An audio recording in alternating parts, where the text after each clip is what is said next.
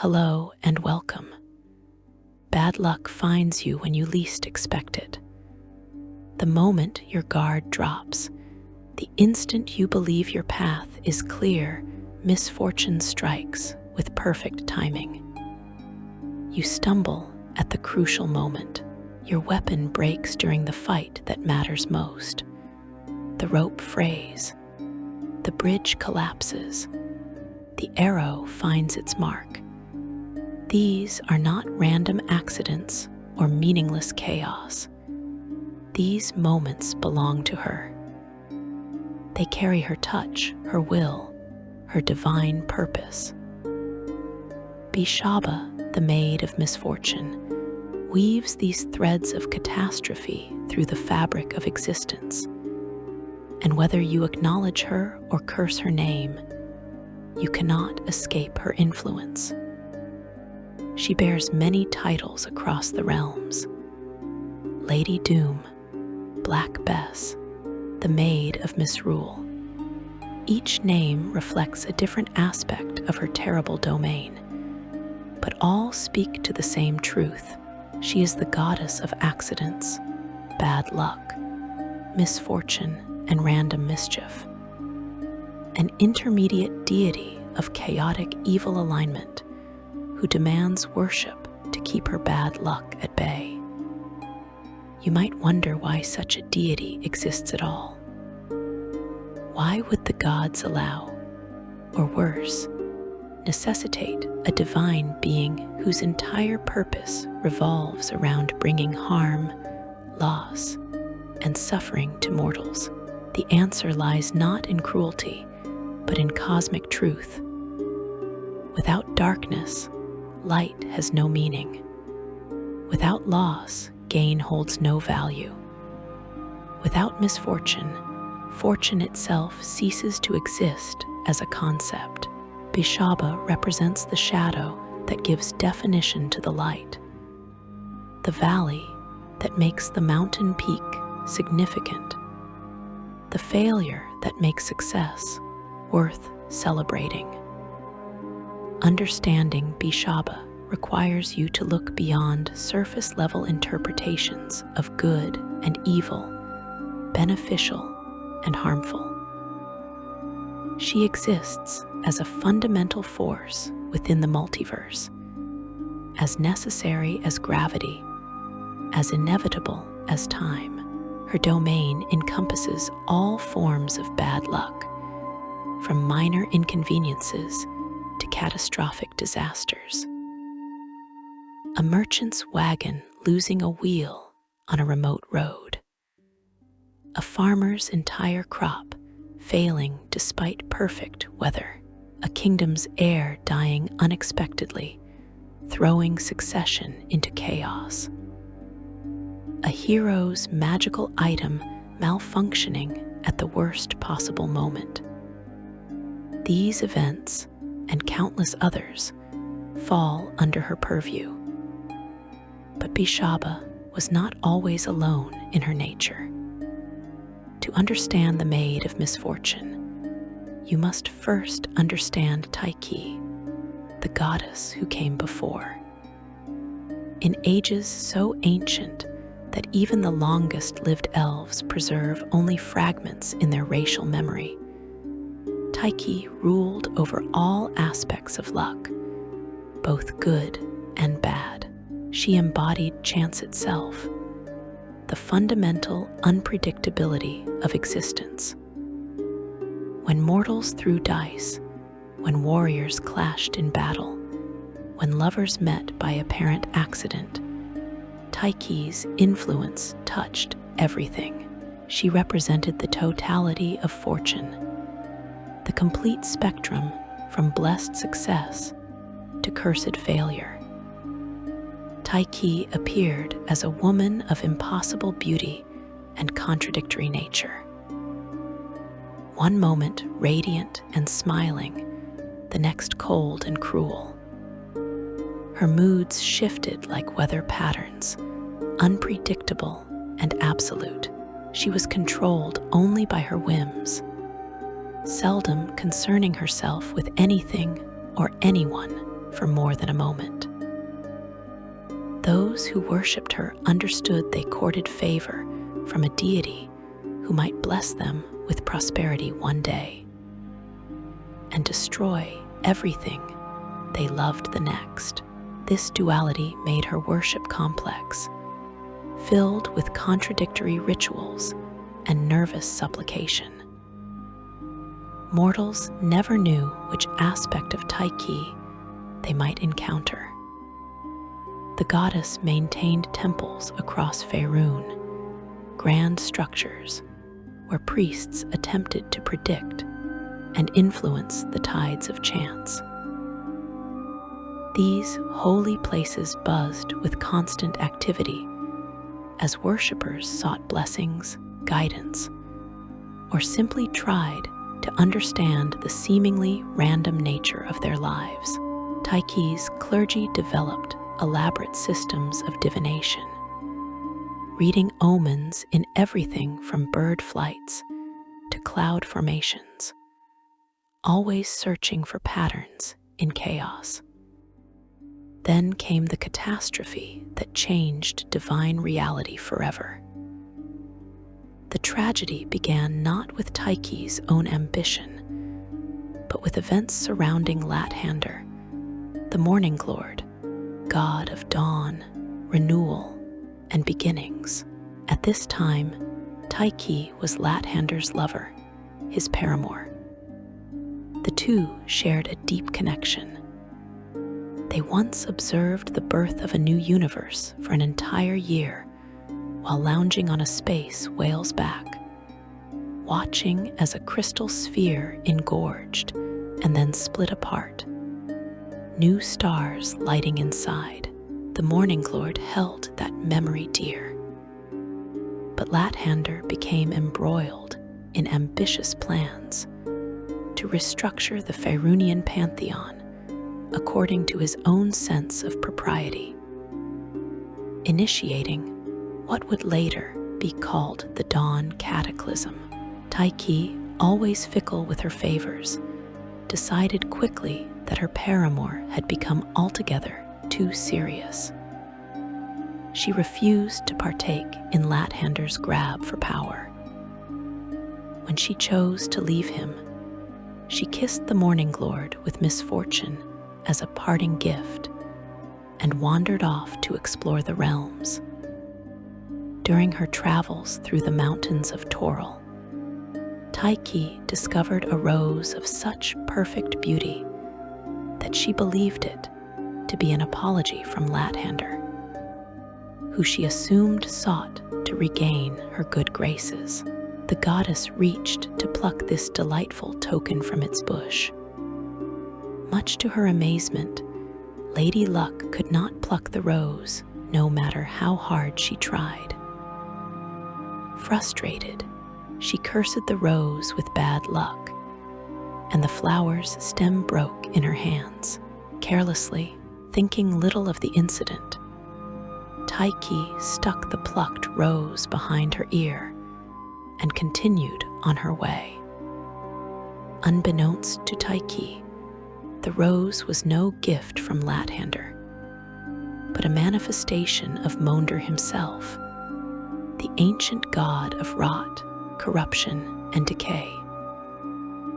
Monder, also called the Darkbringer and the Jawed God, represented everything foul and decaying in the universe. His power centered on corruption, the transformation of healthy things into diseased mockeries of themselves. The severed rose stem crept into Tyche's ear and subtly began to rot her from the inside out. Lady Luck now suffered from misfortune, and it sprang from her own careless hand. Monder's corruption worked slowly, insidiously, like rot spreading through wood. The Darkbringer's influence seeped into Tyche's divine essence through that beautiful rose, warping her nature, turning her unpredictability into something darker and more malevolent. the goddess of luck began to change, her dual nature becoming unbalanced, tilting toward malice and cruelty. Where once she had distributed both fortune and misfortune with equal measure, she now leaned increasingly toward bringing harm. The corruption spread through her being like poison through veins, eagerly draining the deity's life force and withering her form within. Tyche found herself losing control of her own divine nature, oblivious to the dangerous corruption on her very person. When Tyche finally returned home, she came across her dear friend, the goddess Selune, waiting to speak with her. Also waiting for her were Lathander, who wished to regain her affections, and Azoth, the god of wizards, who had come to mediate the dispute between the two former lovers. 3 deities stood ready to welcome her back, but what they saw filled them with horror. Selune wept great tears as she saw the corruption destroying her friend from within. The goddess of the moon, navigation, and prophecy perceived through her divine foresight that Tyche could not be saved as she was, that Mounder's corruption had progressed too far for simple purification. Perhaps, though, something could be salvaged from the tragedy. Before Tyche could even intuit her intent, before the goddess of luck could discern what was about to happen, Selune lashed out with a bolt of purifying light. The intervention was violent and traumatic. The divine light struck Tyche with terrible force. Tyche's rotted core split down the middle. The process sent shockwaves through every plane of existence, a cosmic sundering that reshaped divine reality. Temples dedicated to Tyche shook on their foundations. Priests woke from nightmares of splitting and division. Mortals who had carried Tyche's blessings felt something fundamental change in the fabric of chance itself. From that catastrophic division, 2 goddesses emerged from the rotten shell. First, a smaller, brighter version of the goddess of luck stepped out, allowing Selune to save that which was good and pure in her friend. This became Tymora, embodying good fortune, favorable chance, and the luck that lifts mortals up. She inherited what remained pure in Tyche's nature: the generosity, the joy, the tendency toward blessing. Tymora manifested as beautiful and radiant, dressed in blues and silvers, carrying a silver coin that became her holy symbol. She smiled easily and brought warmth wherever her attention fell. However, following this first figure out of the rotten shell was another form, stunning to behold, but full of dark malice and capricious ill will. This became Beshaba, carrying all of Tyche's misfortune, and whatever traces of Mounder's corruption could not be fully purged. She embodied bad luck, disaster, and the cruel twists of fate that devastate lives without warning. The Maid of Misfortune came into existence bitter and resentful, knowing from her first moment of consciousness that she would be feared, hated, and rejected by mortals who naturally fled from misfortune. As the 2 forms emerged, they immediately fell upon each other in hate, struggling madly.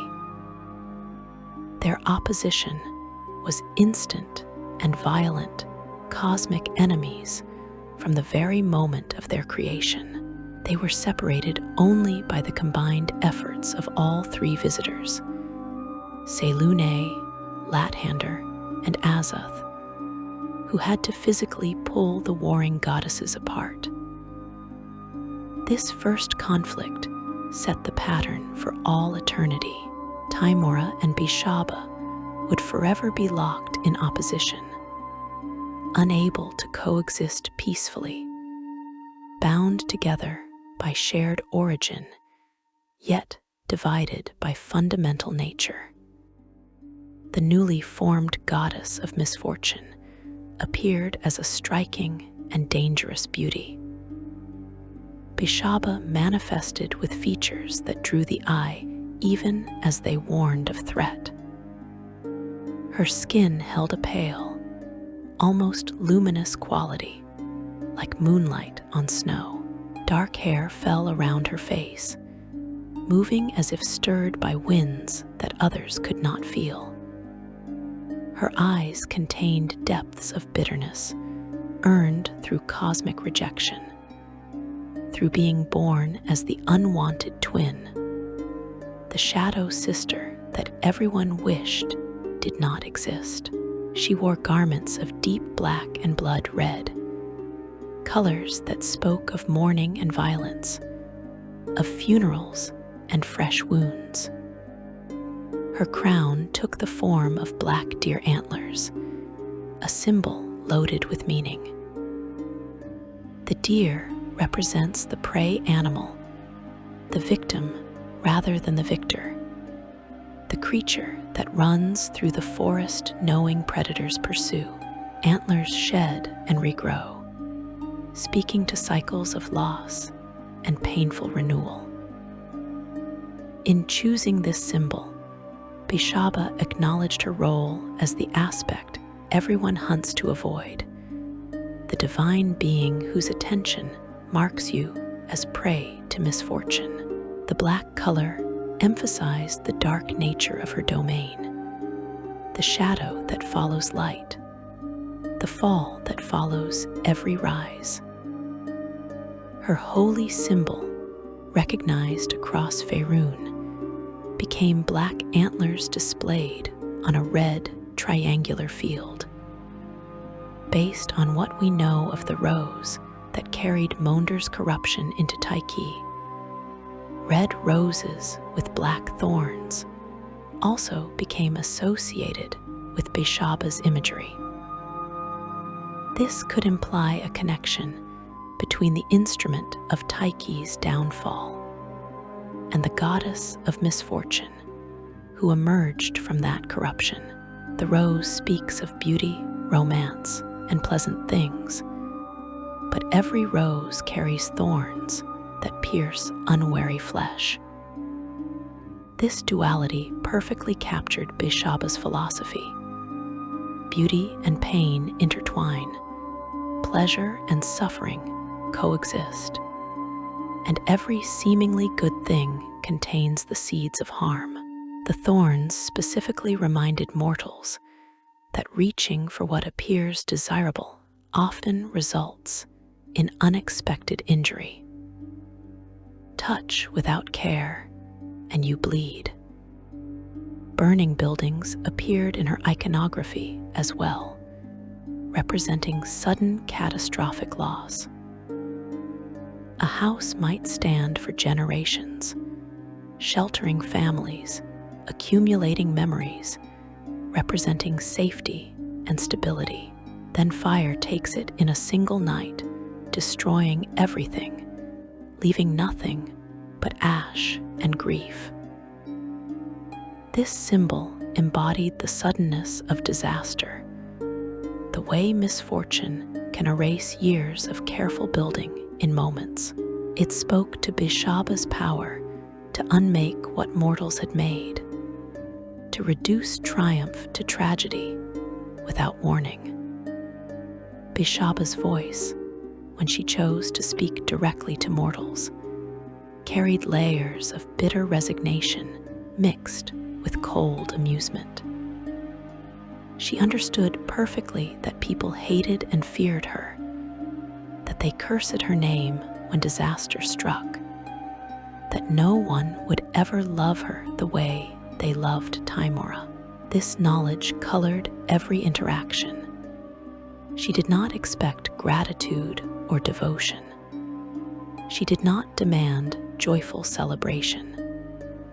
Instead, she accepted offerings made through clenched teeth, prayers spoken in desperation, rituals performed not to honor her, but to turn her attention elsewhere.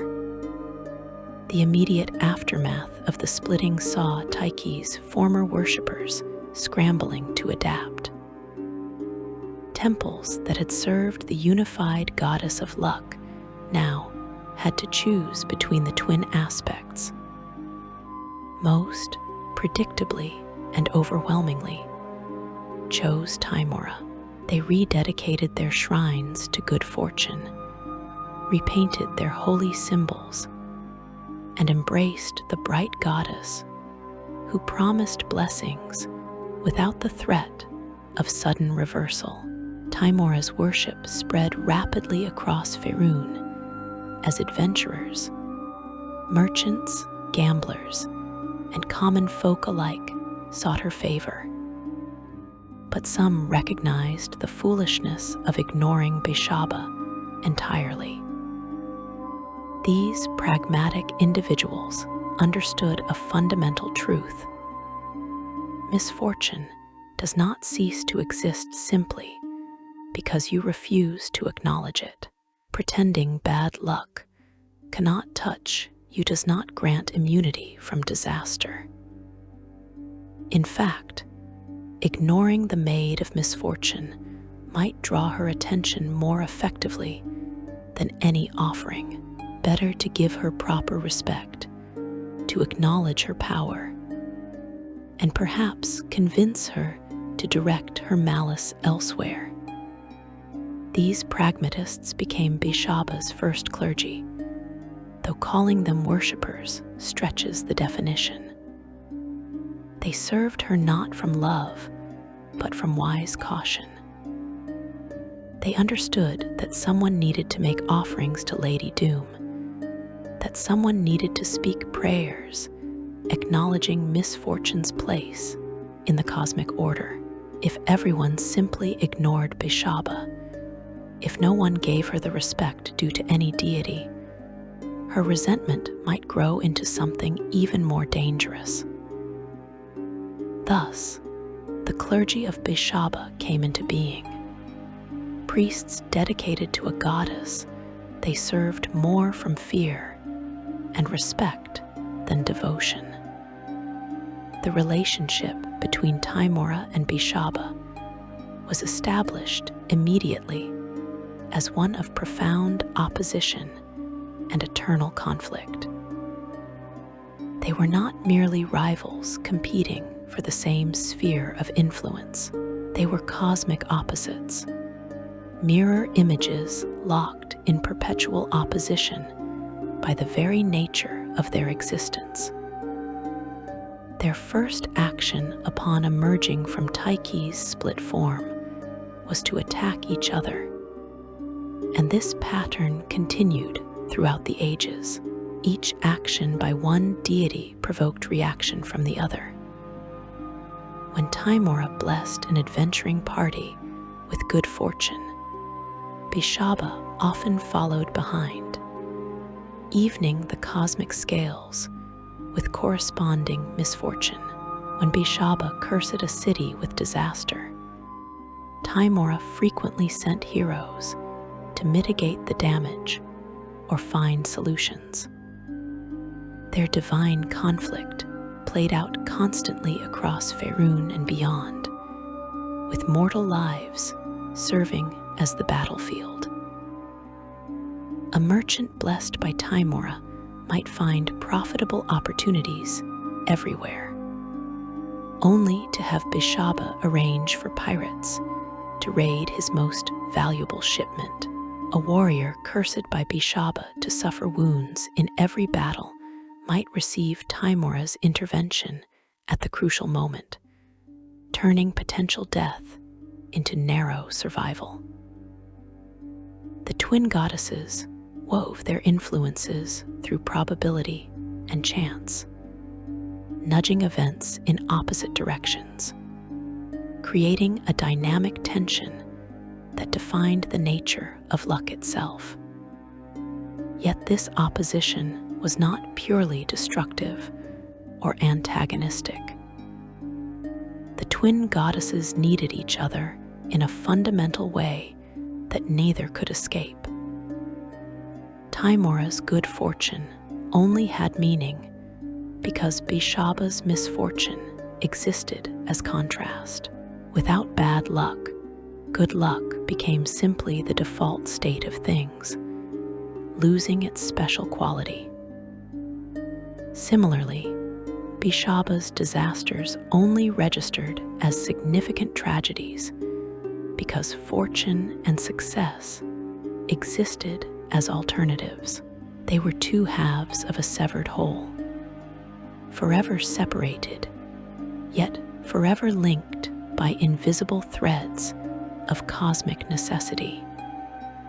Neither goddess could destroy the other even if they desired it, because doing so would unmake their own existence. Fortune and misfortune define each other through opposition. Remove one, and the other loses meaning, dissolving back into the undifferentiated chaos that preceded Tyche. The twin goddesses were bound together by the fundamental nature of luck itself, eternal enemies who could never be rid of each other, sisters who shared divine origin but could never reconcile. Beshaba established her domain over all forms of ill fortune with methodical completeness. Nothing that could be classified as bad luck fell outside her purview. Minor accidents belonged to her: the stubbed toe, the spilled ink that ruins important documents, the lost key that makes you late for crucial meetings. Major catastrophes equally reflected her influence: shipwrecks that drown entire crews, fires that consume city districts, plagues that devastate populations, earthquakes that level kingdoms. She claimed romantic misfortune as her special province. Lovers separated by circumstance, marriages destroyed by infidelity discovered at the worst moment, courtships ruined by embarrassing accidents. All these fell under Beshaba's attention. Business failures belonged to her as well. Merchants who invested everything in ventures that collapsed. Craftsmen whose workshops burned the night before important contracts came due. Farmers whose fields flooded just before harvest. Military defeats, especially those snatched from the jaws of victory, bore her mark. Armies that should have won but lost due to unexpected circumstances. Crucial intelligence that arrived just too late. Supply lines that broke at the critical moment. These disasters often reflected Beshaba's subtle influence on probability.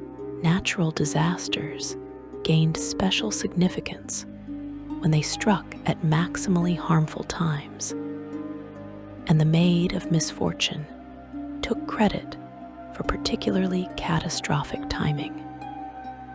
Her power manifested primarily through probability manipulation rather than direct physical intervention. Beshaba rarely needed to appear personally or work obvious miracles. Instead, she nudged events toward disaster, made unlikely accidents more probable, ensured that whatever could go wrong would go wrong at the worst possible moment. A gambler on a winning streak, suddenly finds every roll goes against them. A carefully planned heist falls apart when unexpected guards appear for reasons that seem coincidental but are not. A diplomatic mission fails because the interpreter becomes ill at exactly the wrong time. A wedding ceremony descends into chaos when someone trips, knocking over candles that set decorations ablaze. Proving Beshaba's direct intervention remained nearly impossible in individual cases. Any specific disaster could be explained as simple bad luck, random chance, unfortunate coincidence. But patterns emerged over time. Those who offended her or failed to pay proper respect found themselves suffering cascading misfortunes.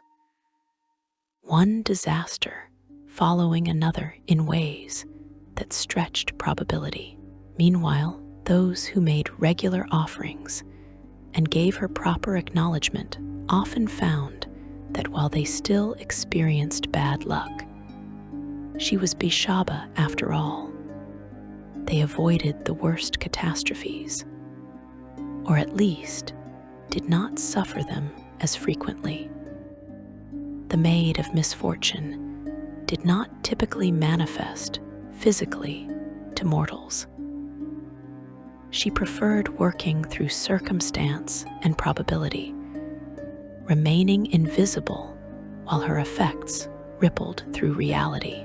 However, when she did choose to appear, her manifestation brought a palpable aura of dread.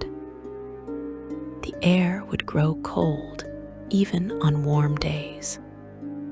Shadows would deepen regardless of light sources. A feeling of impending doom would settle over everyone nearby, a premonition that something terrible was about to happen. Her appearances rarely lasted long, just enough time to deliver a curse, issue a warning, or observe the suffering her attention caused. Beshaba's personality reflected her role and the circumstances of her traumatic birth. She carried profound bitterness toward Timora, resentment at being the rejected twin, the dark half that everyone feared and nobody wanted. While Timora received love, devotion, and joyful worship from millions, Beshaba received only grudging offerings and prayers begging her to go away. This fundamental rejection shaped her character, creating a deity defined by cynicism, bitterness, and resignation to her cosmic role. Yet beneath this harsh exterior lay something more complex. Beshaba understood suffering intimately because she was suffering personified. She knew rejection because her entire existence was defined by rejection. She comprehended fear because everyone who spoke her name did so with dread. This intimate knowledge of pain gave her a strange, twisted empathy for those who suffered. She did not cause misfortune out of sadistic pleasure or malicious intent. She simply was misfortune, as fundamental to her nature as heat to fire or wet to water.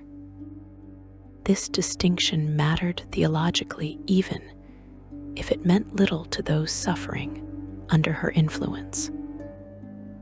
Beshaba was not evil in the same way that gods like Sirik or Baal were evil. She did not delight in suffering for its own sake in the manner of a true sadist. She did not scheme to cause maximum pain. She represented a fundamental cosmic force, the necessary counterbalance to fortune. Asking her not to bring bad luck was like asking the sun not to rise, a request that contradicted her essential being. She could no more stop causing misfortune than she could cease to exist. Section 2. The philosophy of misfortune and cosmic balance. You cannot appreciate the sunrise if you have never known darkness. This simple truth underlies one of the most profound philosophical principles governing existence across the planes. Beshaba embodies this principle in its most challenging form. She represents not just the absence of good fortune, but the active presence of misfortune, and her existence raises questions that philosophers, theologians, and common folk have grappled with since the day Tyche split into twin goddesses. Why must misfortune exist at all? This question echoes through temples and taverns alike. Surely the multiverse would be better if only good things happened, if fortune smiled on everyone equally, if disasters simply never occurred. The appeal of this fantasy is obvious and powerful. Who would not want to live in a world without suffering, without loss, without the grinding fear that everything might fall apart at any moment?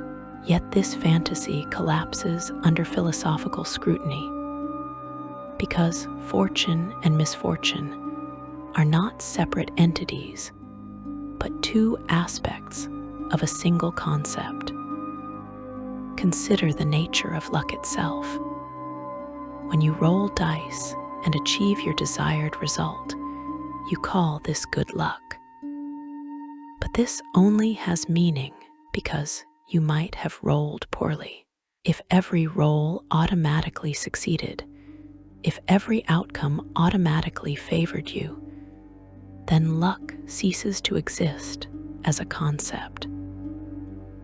Success becomes the default state, the expected result, and loses its special quality. You do not feel fortunate for breathing air, because air is always available. Fortune requires the possibility of misfortune to maintain its significance. Beshaba understands this truth more deeply than perhaps any other being in existence. She knows that her role, while hated and feared, is absolutely necessary for the cosmic order to function. Without her domain of misfortune, Timora's domain of fortune would become meaningless. The twin goddesses maintain reality's balance through their opposition, neither able to triumph completely because total victory would unmake them both. Yet Beshaba's understanding of cosmic necessity does not make her any less dangerous or cruel. She is described as spiteful, petty, and purportedly insane. Her actions often seeming random to onlookers, but beneath this apparent chaos lies a primary motivation that defines much of her behavior: jealousy. She burns with envy toward Timora, resentment at being the rejected twin, while her sister receives love and devotion from millions. This jealousy drives Beshaba to demand equal veneration, or at least lip service, to that given to Timora. Her aim in life is to destroy her sister, though cosmic necessity prevents her from ever succeeding. The philosophical implications extend beyond abstract cosmic balance into the practical reality of mortal experience. Growth requires challenge. Strength develops through adversity. Wisdom emerges from mistakes and failures. Character forms in response to hardship. Without misfortune to test them, to push them beyond comfort, mortals would stagnate. They would never discover their capacity for resilience, for adaptation, for overcoming obstacles. Beshaba's misfortunes, terrible as they feel in the moment, serve a purpose in the broader pattern of existence. This does not mean mortals should welcome disaster or embrace suffering. The philosophy does not require you to love misfortune, only to recognize its necessity. Beshaba herself does not expect gratitude or affection. She accepts that mortals will always fear and resent her, though this acceptance is tinged with the bitter jealousy that defines her character. But she also knows that without her, the universe would lose definition, depth, and meaning. Fortune and misfortune together create the texture of existence, the peaks and valleys that make life a journey rather than a flat plain stretching endlessly in all directions. Mortals across Faerun perceive and rationalize bad luck in countless ways. Some view misfortune as punishment for wrongdoing, a cosmic correction for moral failures. These individuals see Beshaba as an agent of justice, ensuring that those who deserve suffering receive it. This interpretation provides comfort because it suggests misfortune can be avoided through righteous behavior. If you live correctly, surely bad luck will pass you by. The flaw in this reasoning becomes apparent when disaster strikes the innocent and virtuous, when children suffer for no reason, when good people lose everything through no fault of their own. Others perceive misfortune as random, as chaos without pattern or purpose. These pragmatists argue that Beshaba's influence is simply probability playing out, that bad things happen because the universe contains infinite possibilities, and some of those possibilities are harmful. This view strips misfortune of divine intention, making Beshaba more of a personification than an active deity.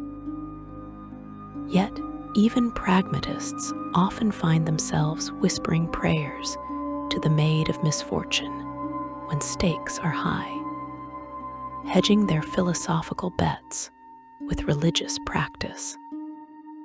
Still others see misfortune as a test, a challenge presented by the divine to strengthen mortals and reveal their true character.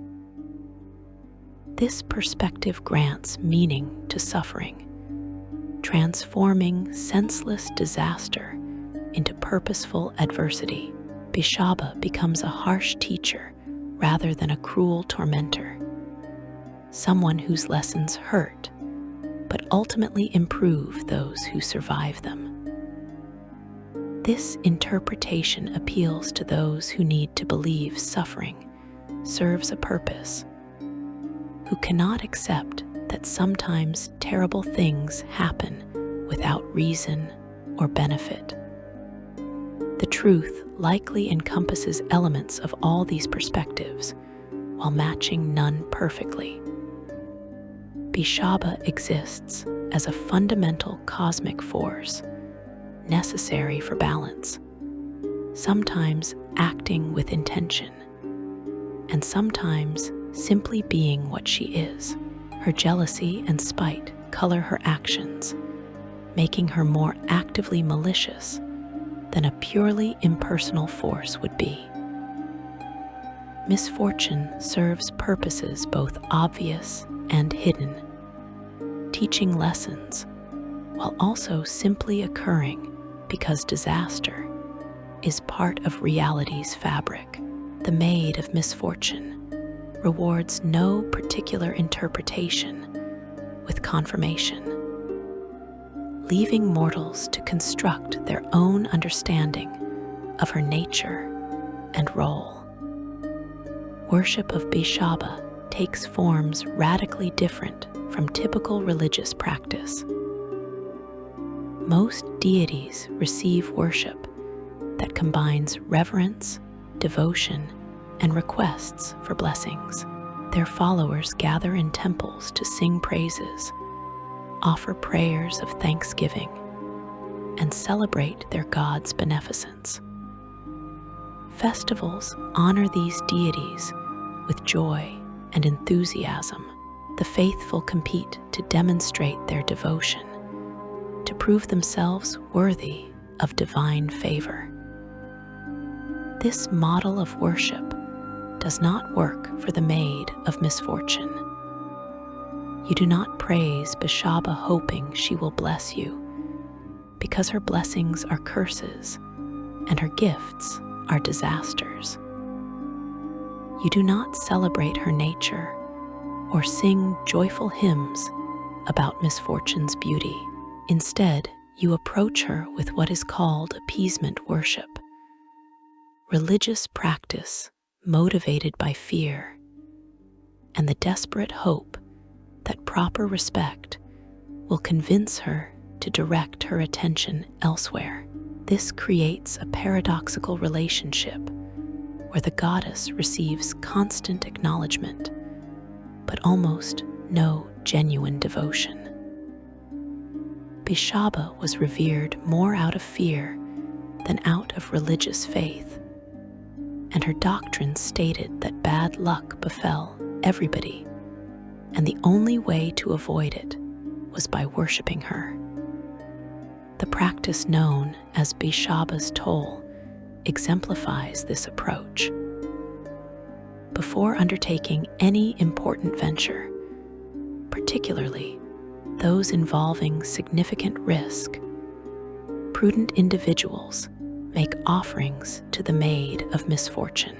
These offerings are not gifts given with love or gratitude, but payments made to avoid her curse. The ritual varies by region and culture, but certain elements remain consistent across Faerun.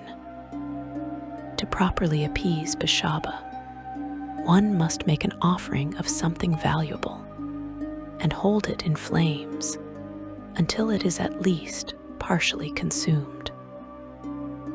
Beshaba's name must be called out while this is done, and a prayer of praise and entreaty must be made while on one's knees immediately afterward. The goddess is said to look more kindly on entreaties made by those who allow themselves to burn their fingers somewhat in the offering, demonstrating their willingness to suffer in her acknowledgement. Coins represent common offerings when making this fire ritual. You might burn paper money or hold coins in flames until the heat becomes unbearable. Then cast them into offering bowls while whispering prayers that Beshaba will ignore your journey. You leave copper at crossroads, hoping the Maid of Misfortune will take the offering and leave you alone. You press gold into the hand of a priest, purchasing their intercession on your behalf. The act of giving money, while enduring pain, acknowledges Beshaba's power, while expressing your desire to buy exemption from her attention. Carved symbols offer another form of appeasement. Small wooden figures of black antlers appear at crossroads throughout the civilized lands, left by travelers hoping for safe passage. Red roses with thorns carefully preserved in oil are placed at the thresholds of new businesses, acknowledging that success and failure both remain possible. Miniature burning buildings, often just kindling arranged in the shape of a house, are set aflame as symbolic sacrifices, giving Beshaba a representation of destruction in hopes she will not require the real thing. The timing of offerings matters as much as their content. You make appeasement offerings before important events, not after disasters have already occurred. Trying to bribe Beshaba once she has already cursed you accomplishes nothing. Her attention has already fallen upon you, and she rarely withdraws a curse once delivered. Instead, wise individuals maintain regular offerings, creating a pattern of respect that hopefully keeps them beneath her notice. Think of it as paying insurance premiums, small, regular costs to avoid catastrophic loss. Cultural practices surrounding Beshaba vary dramatically across different regions of Faerun. In some cities, particularly those with strong merchant guilds, public shrines to the Maid of Misfortune stand at every major crossroads and marketplace entrance. Traders routinely stop at these shrines to make quick offerings before concluding important deals.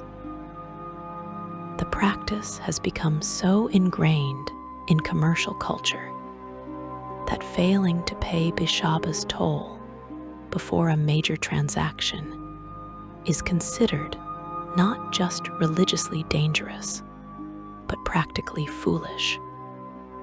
In Thay, the Red Wizards were known to erect shrines to Beshaba near their ritual chambers, specifically to ward off bad luck during their magical workings.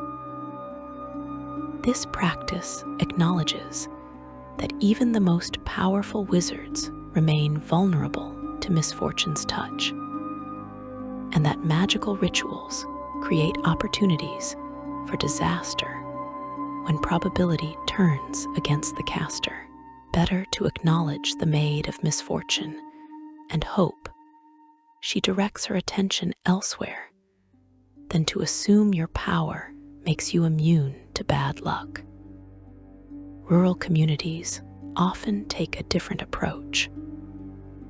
Farming villages typically maintain a single shrine to Beshaba at the settlement's edge, far enough from homes that her influence will not contaminate daily life, but close enough that offerings can be made conveniently.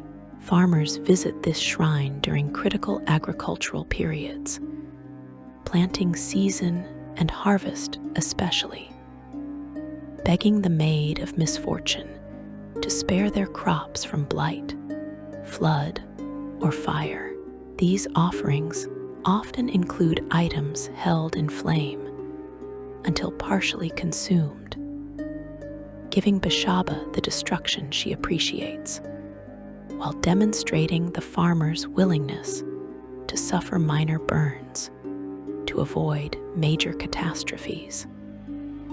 Adventuring companies develop their own rituals around Beshaba. Many parties designate one member as responsible for making regular offerings to the Maid of Misfortune, ensuring the goddess receives proper acknowledgement before dungeon delves or dangerous missions. Some adventurers carry small tokens dedicated to Beshaba, black antler symbols, or dried roses.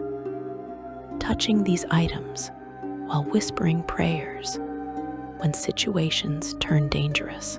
The cynical might call this superstition, but adventurers who survive long enough to become legendary rarely ignore any potential advantage, even one as uncertain as divine appeasement. Naval cultures pay particular attention to Beshaba. The sea presents countless opportunities for disaster, and sailors are notoriously superstitious. Ships often carry small shrines to the Maid of Misfortune in their holds, tended by designated crew members who make daily offerings. Before departing port, captains traditionally throw silver into the water while speaking prayers asking Beshaba to curse someone else's voyage instead of theirs. This practice, while philosophically questionable, reflects the desperate pragmatism that characterizes much of Beshaba's worship. When your life depends on luck, you do whatever seems necessary to improve your odds, even if that means hoping someone else suffers in your place.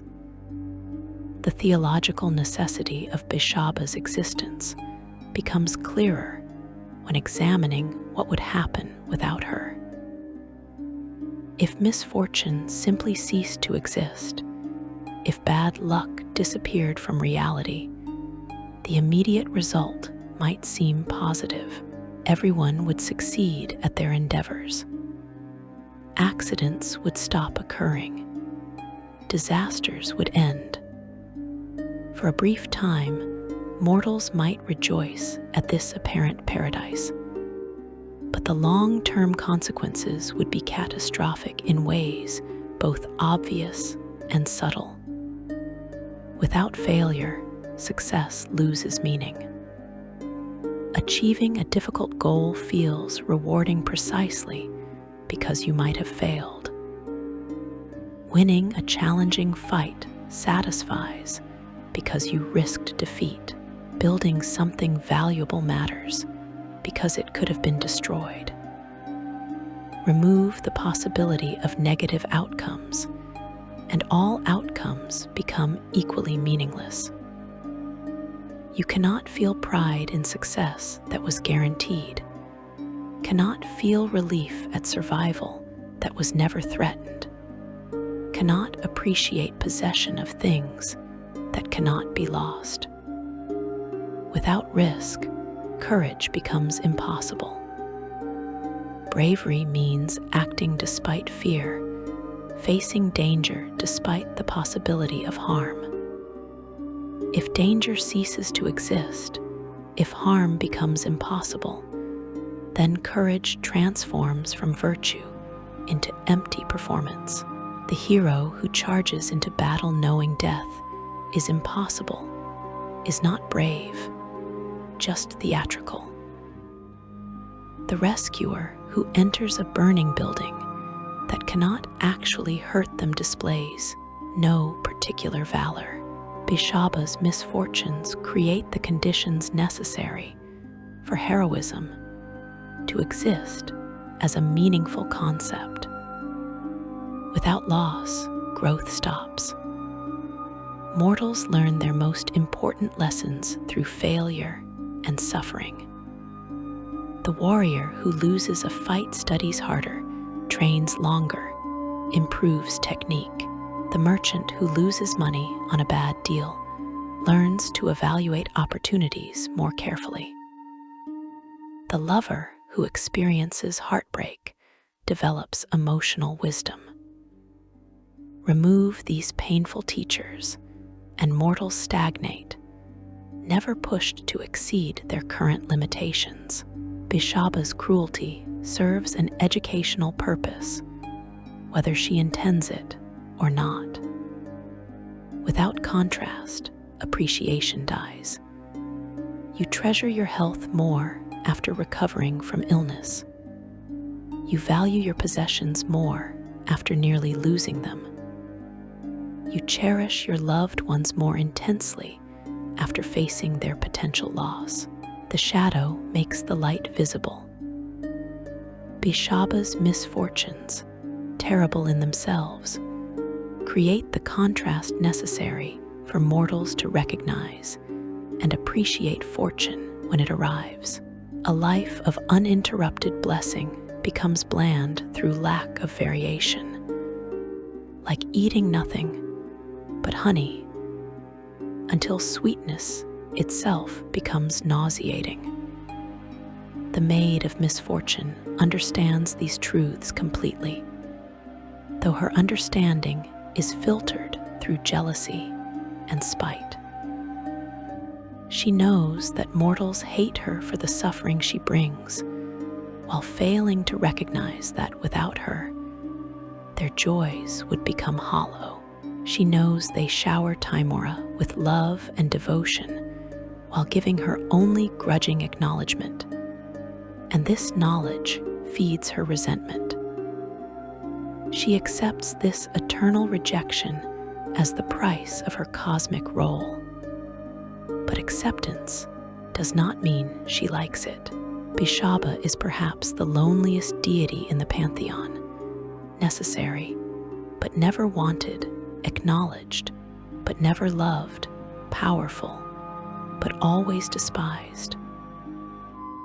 This isolation shapes her character, creating a goddess defined by bitter resignation, mixed with active malice born from jealousy. Yet she continues, century after century, millennium after millennium, bringing misfortune because that is what she is. She curses because curse is her nature. She destroys because destruction is her domain. She suffers rejection because mortals can only love what brings them pleasure, and she brings only pain. Her jealousy of Timora drives her to demand equal veneration, to punish those who honor her sister without acknowledging her. In this way, Beshaba herself may be the ultimate victim of misfortune, trapped in a role that guarantees eternal hatred, while serving a purpose that reality cannot function without. The Maid of Misfortune is herself unfortunate, bound by cosmic necessity to be forever unloved, forever jealous, forever bitter about the role forced upon her at the moment of her violent creation. Section 3. Beshaba's influence and manifestations across the realms. The Doombringers walk a path few mortals would choose willingly. These priests of Beshaba serve a goddess who offers them nothing but hardship, isolation, and the constant suspicion of everyone they encounter. Yet they persist in their calling, maintaining her worship across Faerun, ensuring that misfortune receives the acknowledgement it demands. To understand Beshaba's influence on mortal lives, you must first understand those who dedicate themselves to her service, however reluctantly that service may begin. The hierarchy of Beshaba's clergy is dominated by priestesses. This is not simply preference, but fundamental structure. Female priests hold nearly all positions of high status within the church, locked in endless, vicious struggles for personal supremacy. Male clergy exist in supporting roles, serving as under-priests, or more ominously, as members of the Black Fingers, professional assassins dedicated to spreading Beshaba's misfortune through more direct means. The Black Fingers represent a secret order within Beshaba's faith, composed exclusively of male clergy who have earned the goddess's favor. Only through Beshaba's direct blessing could evil male clerics, thieves, and fighters join this shadowy brotherhood. They act as assassins for the church, eliminating threats to Beshaba's worship and demonstrating that misfortune can arrive through deliberate action as well as random chance. Their existence adds a sinister dimension to the faith, transforming it from mere appeasement worship into something more actively dangerous. The titles within Beshaba's clergy follow a clear hierarchy.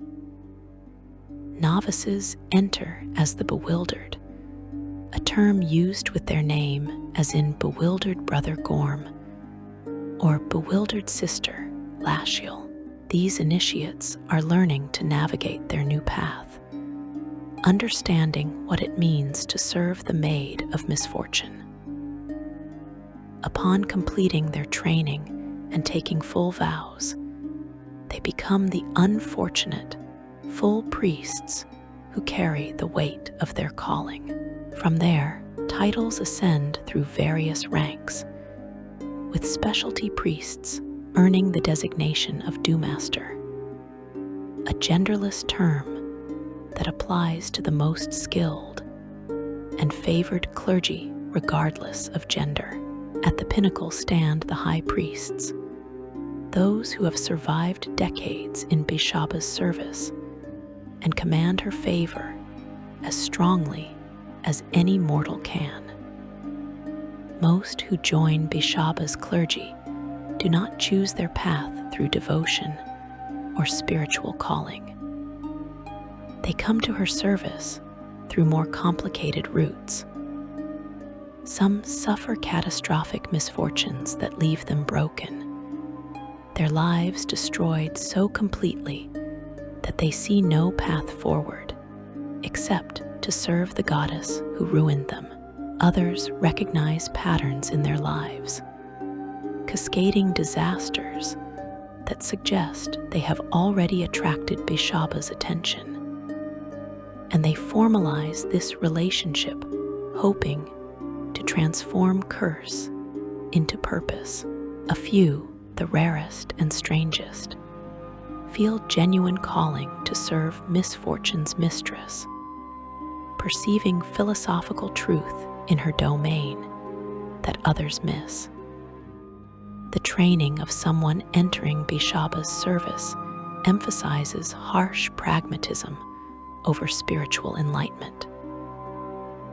You learn to expect rejection, to accept that most people will fear and despise you, to find purpose in serving a deity who will never love you in return.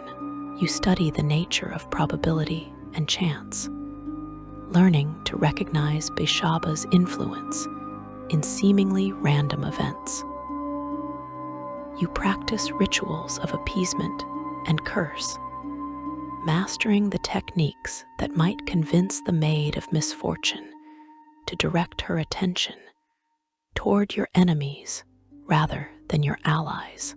You develop thick skin, emotional calluses built through repeated exposure to hatred and blame.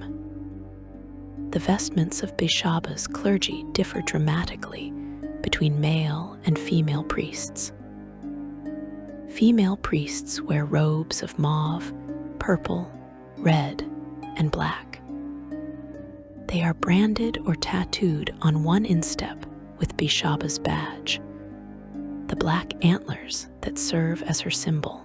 Additionally, they receive a row of rank marks on one thigh, symbols that can only be read by fellow initiates.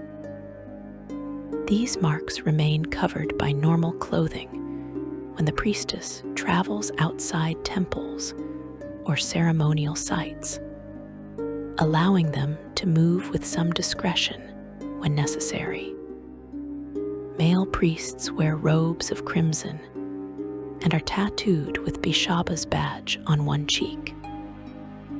This facial marking makes them immediately recognizable as servants of misfortune, though it can be covered by a mask, mud, or similar substance, or long, unkempt hair when discretion demands it.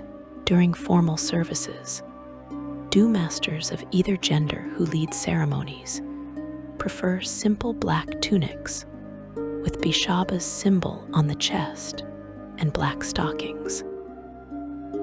When working in the field, traveling, or operating undercover, most Beshaban clergy wear utilitarian clothing appropriate to their locale and the level of danger they anticipate. The daily obligations of Beshaba's priests are specific and demanding. Every priest must make an offering to the lady at least once per day by setting fire to brandy, wine, or spirits while uttering the goddess's name and dipping a black antler tine into the burning mixture. Prayers follow this offering, acknowledging Beshaba's power and requesting her favor, or at least her inattention. The goddess is said to look more kindly on entreaties made by those who allow themselves to burn their fingers somewhat during the offering, demonstrating their willingness to suffer for her acknowledgement. A second prayer must be made each night outside under a dark sky. If a member of the clergy is forcibly confined, they are expected to attempt at least a prayer during the hours of darkness, even if they cannot perform the full ritual. This nighttime offering serves as a personal prayer for guidance, and Beshaba often answers with nightmare visions later in the evening. These dreams reveal disasters yet to come, warn of threats to the faith, or simply remind the priest of their goddess's terrible nature. The relationship between clergy and the communities they inhabit remains fraught with tension. Most cities and towns tolerate Beshaba's priests because ignoring misfortune entirely seems dangerous. But they make clear these clergy are not welcome in polite society. Priests typically live on the edges of settlements, their shrines placed at borders or in less desirable districts. They are excluded from festivals, avoided in marketplaces, and generally treated as necessary evils rather than respected religious figures. This social isolation takes a psychological toll. You serve a goddess of misfortune while living in constant misfortune yourself, rejected by society, blamed for disasters you did not cause, feared for powers you may or may not possess. The clergy spread the message across Faerun to obey Beshaba and make offerings to appease her, often using the phrase Beshaba provides, with the dark understanding that what she provides is misery and misfortune. Many priests develop bitter, cynical personalities that mirror their goddess. Others embrace gallows humor, laughing at the absurdity of their situation.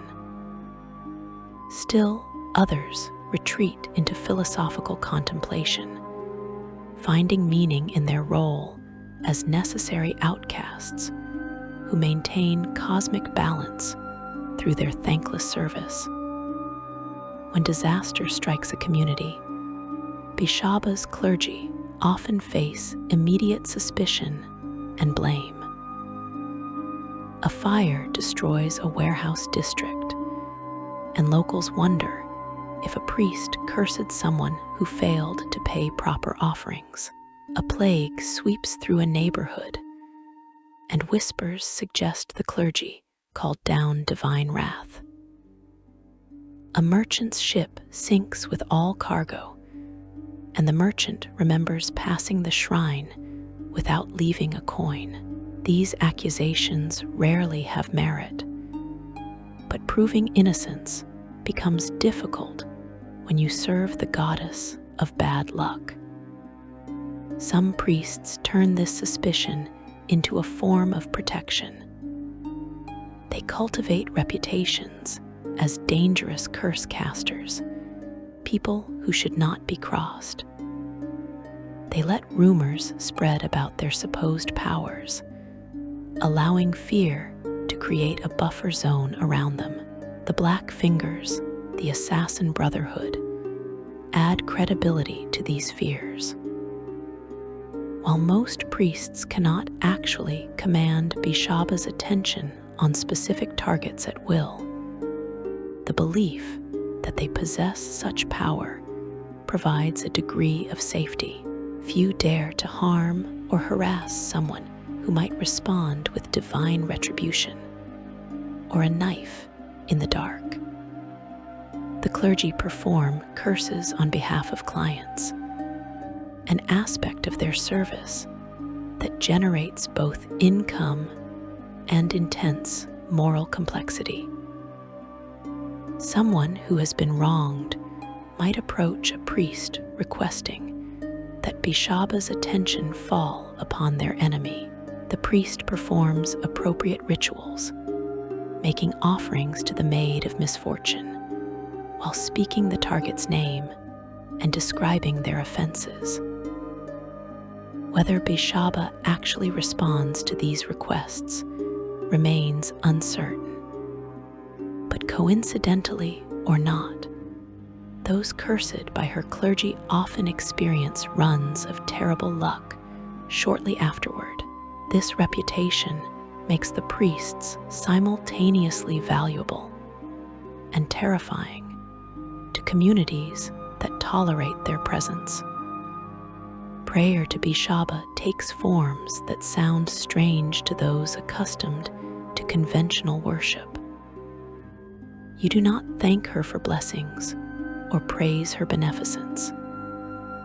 Instead, you acknowledge her power, express respect for her domain, and politely request that she exercise that power elsewhere. A typical prayer might sound like this: Lady Doom, Maid of Misfortune, I recognize your might and your right to curse whom you will. I have made offering and shown proper respect. I ask humbly that you turn your gaze from me and mine, that your attention fall upon those who forget to honor you. May your power be known to all, but may it be known far from my door. The clergy observe specific holy days and ceremonies that reflect Beshaba's nature. On Midsummer and Shieldmeet, devotees hold wild revels of destruction and rudeness to mark Beshaba's nature as Maid of Misrule. Otherwise, they largely ignore the calendar, holding special ceremonies upon the deaths of important clergy and when a priest ascends to a new rank. The funeral ceremony is known as the passing, and it represents a rare time of dignity and tender piety among the clergy. The body of the departed is surrounded by candles and floated down a river or stream. A spell ceremony transforms the corpse into an undead creature and teleports it to a random location elsewhere in the realms to wreak immediate havoc.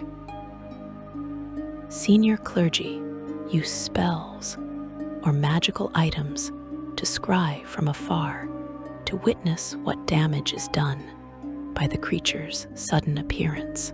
This practice turns even death into an instrument of misfortune, ensuring that departed priests continue serving Beshaba's purpose beyond the grave. The ceremony of ascension in rank is called the marking. It involves drum music, dancing over flames, and the permanent marking of the priest with a brand or tattoo. The priest being promoted must bear the pain without benefit of spell or potion to ease it, demonstrating their commitment to endure suffering in service to the goddess of suffering. This ritual publicly acknowledges advancement, while reinforcing that service to Beshaba involves constant hardship. Shrines to Beshaba appear throughout the realms, though they rarely achieve the grandeur of temples dedicated to more beloved deities.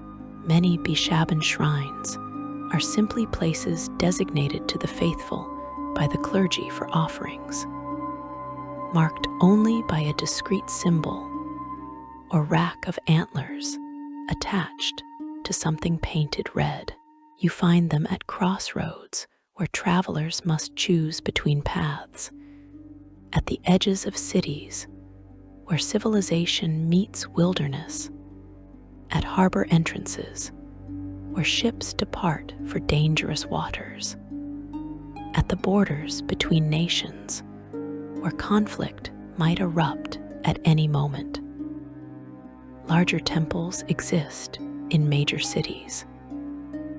The Temple of Beshaba in Bezanter, the so-called city of 1,000 temples, stood surrounded by other places of worship, acknowledging her place among the pantheon, even if that place was unloved. Such formal temples provide bases for the clergy's operations and serve as centers for the faith's activities, including the training of new priests and the coordination of the Black Fingers. The architecture of shrines emphasizes their purpose through deliberate austerity. Stone or weathered wood construction, dark colors, minimal decoration, beyond the holy symbols of black antlers on red background. Some shrines incorporate actual antlers, deer skulls mounted on walls or posts. Others use carved representations, wood or stone shaped into branching forms that cast ominous shadows. Inside these spaces, you find offering bowls, always present and always waiting, ready to receive coins and tokens from those seeking to appease the Maid of Misfortune. Beshaba's direct manifestations to mortals remain rare, and for good reason. When the goddess of misfortune appears personally, disaster inevitably follows. The Maid of Misfortune has two recorded forms of manifestation, both terrible in their own ways. The first manifestation appears as a 12-foot-tall image of her head, floating in the air before her audience. This giant visage laughs maniacally, a sound that carries the same terrible effect as a banshee's wail. Those who hear this laughter find themselves cursed, suffering penalties to their saving throws and ability checks for days afterward. The enormous head can cast spells from its mouth, though this direct approach is considered too obvious for Beshaba, who prefers subtlety in her manifestations. The sight alone is enough to inspire terror.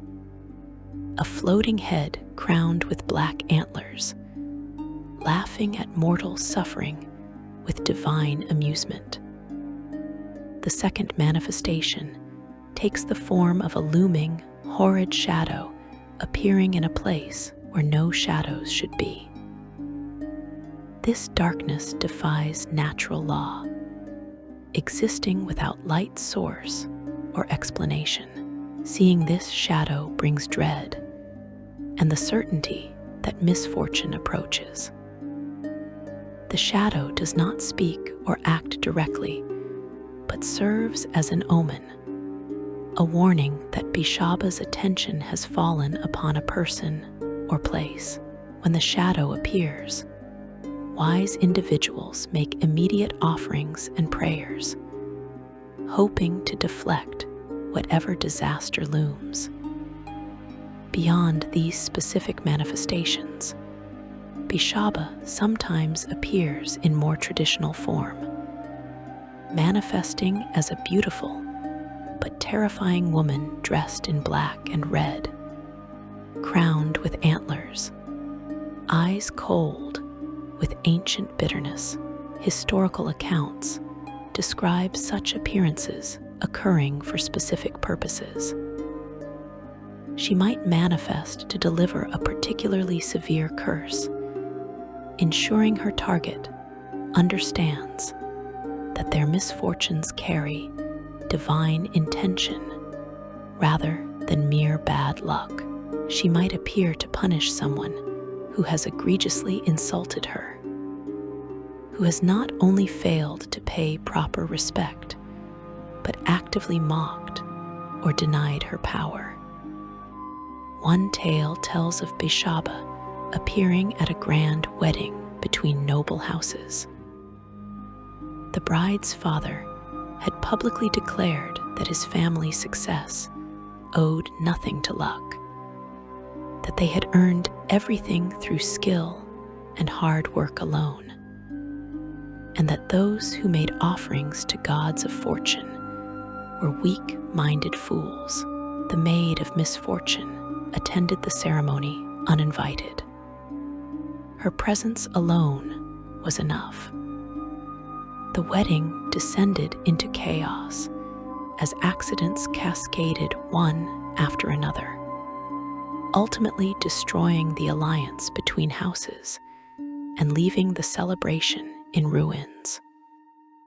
Another story describes a merchant prince who grew wealthy through fortunate breaks, but attributed everything to Timora while completely ignoring her dark twin. Beshaba appeared in his counting house one evening, standing amid his treasure. She spoke no words, simply smiled coldly and vanished. From that moment, his luck reversed completely, and within a year he had lost everything. The goddess also manifests to reward her most faithful servants, though her rewards often prove as dangerous as her curses. A priest who has served diligently for decades might receive a vision of Beshaba, granting them enhanced ability to recognize and predict disasters. This gift allows them to warn others, potentially saving lives. But it also means living with constant knowledge of impending doom, seeing the shadow of disaster before it falls. Such awareness becomes its own form of curse, a burden that weighs heavily on those who carry it. Beyond physical manifestation, Beshaba's influence permeates reality in subtler ways. Her touch appears in patterns of probability that defy explanation. The expert archer whose bow string snaps at the crucial moment, the politician whose carefully prepared speech is ruined when they trip on the way to the podium, the general whose battle plan fails because a messenger gets lost and arrives too late. These moments, where competence meets disaster through no fault of the individual, carry Beshaba's fingerprints. Her influence extends to cascading failures, situations where one small problem triggers a chain reaction of increasingly severe disasters. A kitchen fire that spreads to become a city conflagration, a minor trade dispute that escalates into war, a personal slight that destroys a decades-old friendship. When you look back on such events and wonder how things went so wrong so quickly, when you recognize that multiple improbable failures occurred in sequence, you might be witnessing Beshaba's handiwork.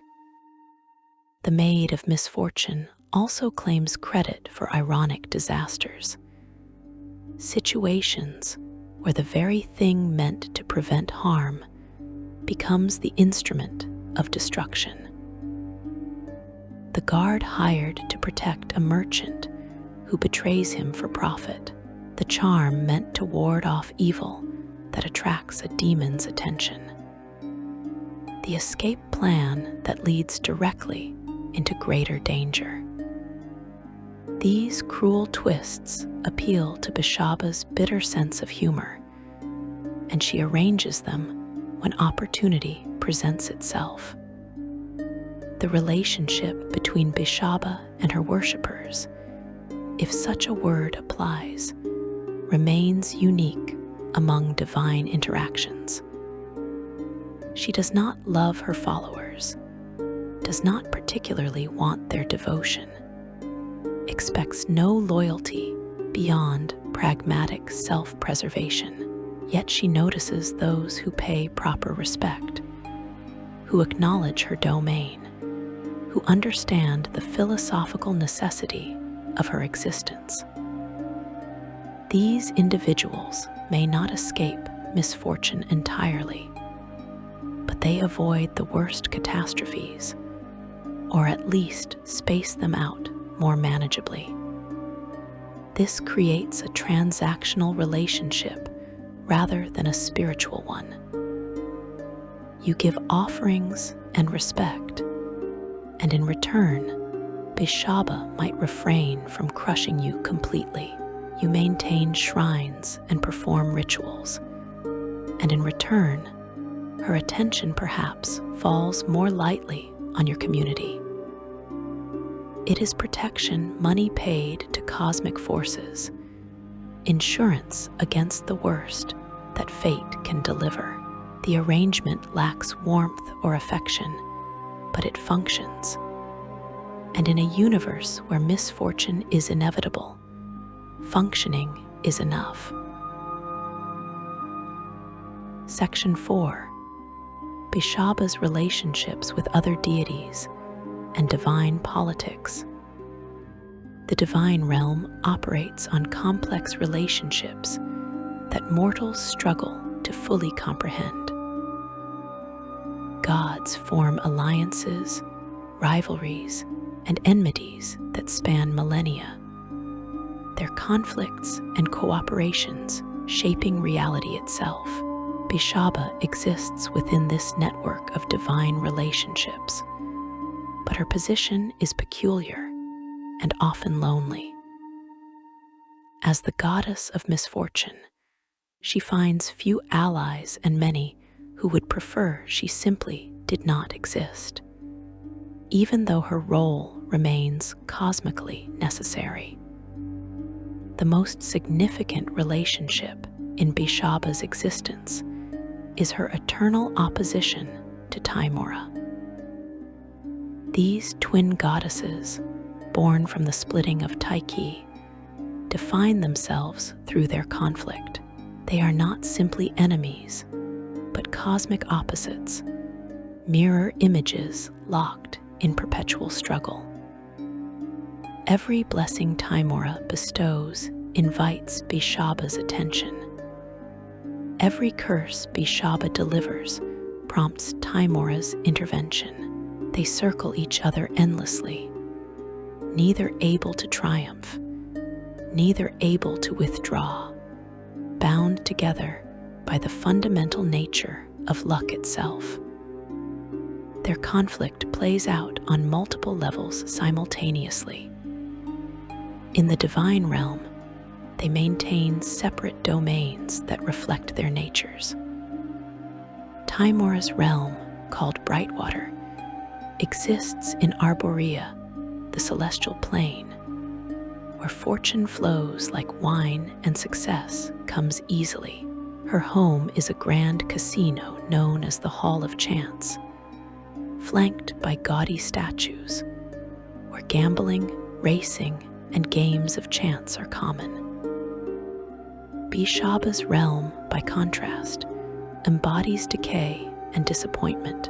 She resides in Blood Tor, located on the barrens of doom and despair, a plane that some sources identify with Gehenna.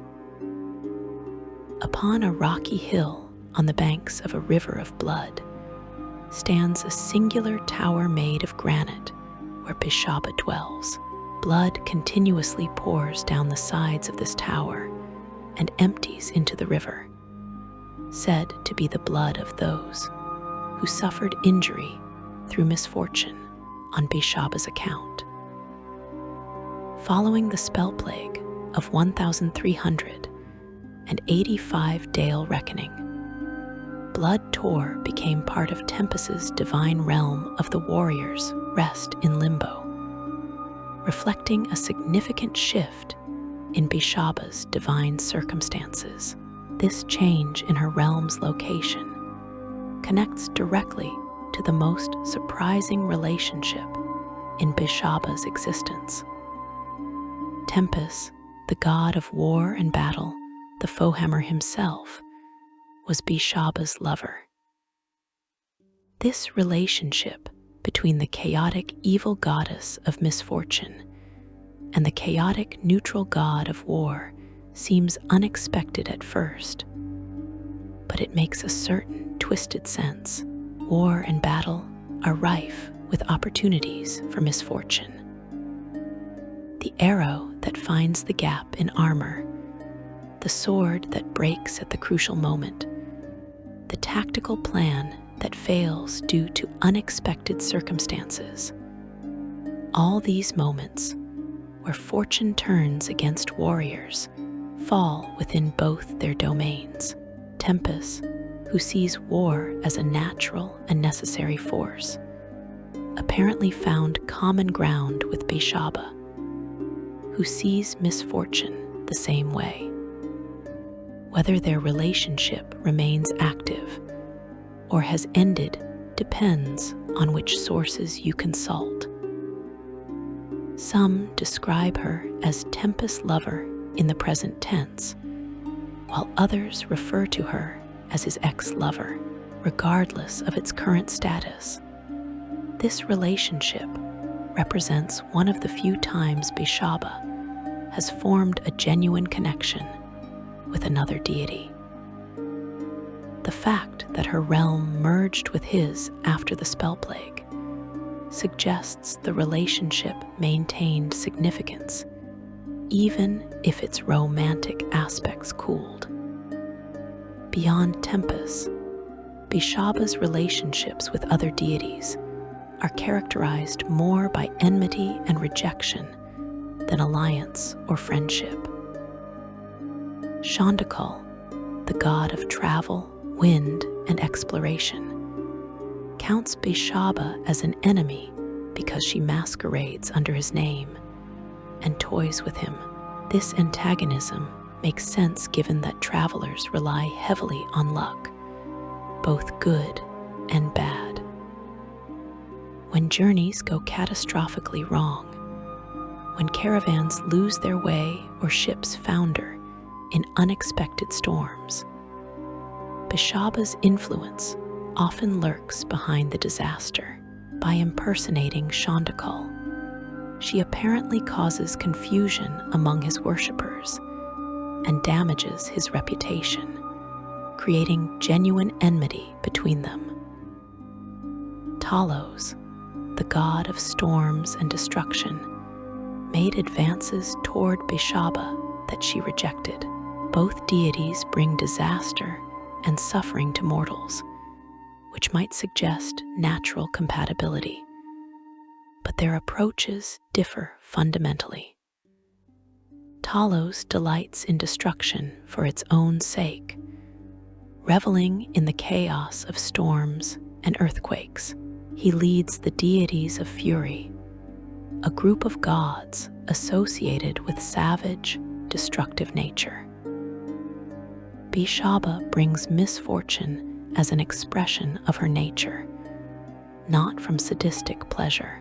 This distinction apparently proved sufficient for her to spurn his interest, adding Talos to the list of gods who have experienced rejection from the Maid of Misfortune.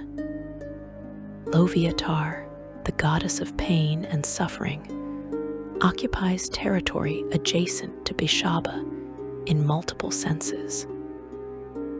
She also makes her home on the barrens of doom and despair, sharing that inhospitable plane with the Lady Doom, yet their domains differ in crucial ways. Loviatar focuses on physical and emotional pain, on suffering experienced directly and intimately. Beshaba deals in circumstantial misfortune, in bad luck and failed plans. Someone might pray to avoid Beshaba's attention while voluntarily seeking Loviatar's gifts, creating a strange distinction between chosen suffering and unwanted disaster. Mask, the god of thieves and shadows, maintains what might charitably be called a working relationship with Beshaba. Thieves understand bad luck intimately. A single moment of misfortune can mean the difference between successful heist and capture, between wealth and death. Mask's followers often pay respects to Beshaba before major jobs, hoping to avoid her attention. However, canonical sources also list Mask among Beshaba's enemies in some relationship charts, suggesting any connection between them remains tense at best. Bane, the god of tyranny and fear, shares certain philosophical common ground with Beshaba. Both understand that fear motivates mortals powerfully. Bane rules through terror of his active malice, while Beshaba influences through dread of random misfortune. Bane also resides on the barrens of doom and despair, making him another neighbor to the Maid of Misfortune. Whether this proximity creates any relationship beyond geographic coincidence remains unclear from available sources. The good-aligned deities generally oppose Beshaba, though they understand they cannot eliminate her without unmaking reality's balance. Ilmater, god of suffering and endurance, sees the harm she causes and works to help mortals bear misfortune with dignity. His clergy often arrive in the wake of Beshaba's disasters, providing comfort and aid to victims. This could be seen as a form of opposition, mitigating her influence even if he cannot prevent it entirely. Tyr, god of justice, struggles philosophically with Beshaba's existence. Justice requires that people receive what they deserve, good or ill. But Beshaba brings misfortune without regard to merit or virtue. The innocent suffer alongside the guilty under her influence. This randomness offends Tyr's sense of cosmic order, yet even he cannot challenge her directly without disrupting fundamental principles of reality. Lathander, who was once involved with Tyche before her corruption and splitting, maintains complicated feelings toward both resulting goddesses. He witnessed the tragedy of Tyche's fall to Mounder's corruption through the beautiful rose that was actually the Darkbringer's trap. Based on what we know of divine relationships, Lathander likely views both Tymora and Beshaba with mixed emotions, pride in one balanced against sorrow for the other. Shar, the goddess of darkness and loss, shares thematic elements with Beshaba, but operates on different principles. Shar seeks to return everything to primordial darkness, to unmake creation itself. Beshaba brings misfortune within creation, working within reality's rules rather than seeking to destroy reality. This distinction matters theologically. Shar wants oblivion, while Beshaba is content with disaster. They might both darken lives, but their ultimate goals diverge completely. Selune, who split Taiki in a desperate attempt to save what remained pure, maintains a complex relationship with both resulting goddesses. She acted to prevent greater catastrophe, to stop Mounder's corruption from consuming the concept of luck entirely. This heroic intervention created both Timora and Beshaba, saving one while condemning the other to eternal rejection. Based on divine histories, Selune likely watches both twins with mixed feelings. Pride in saving Timora balanced against guilt over Beshaba's fate.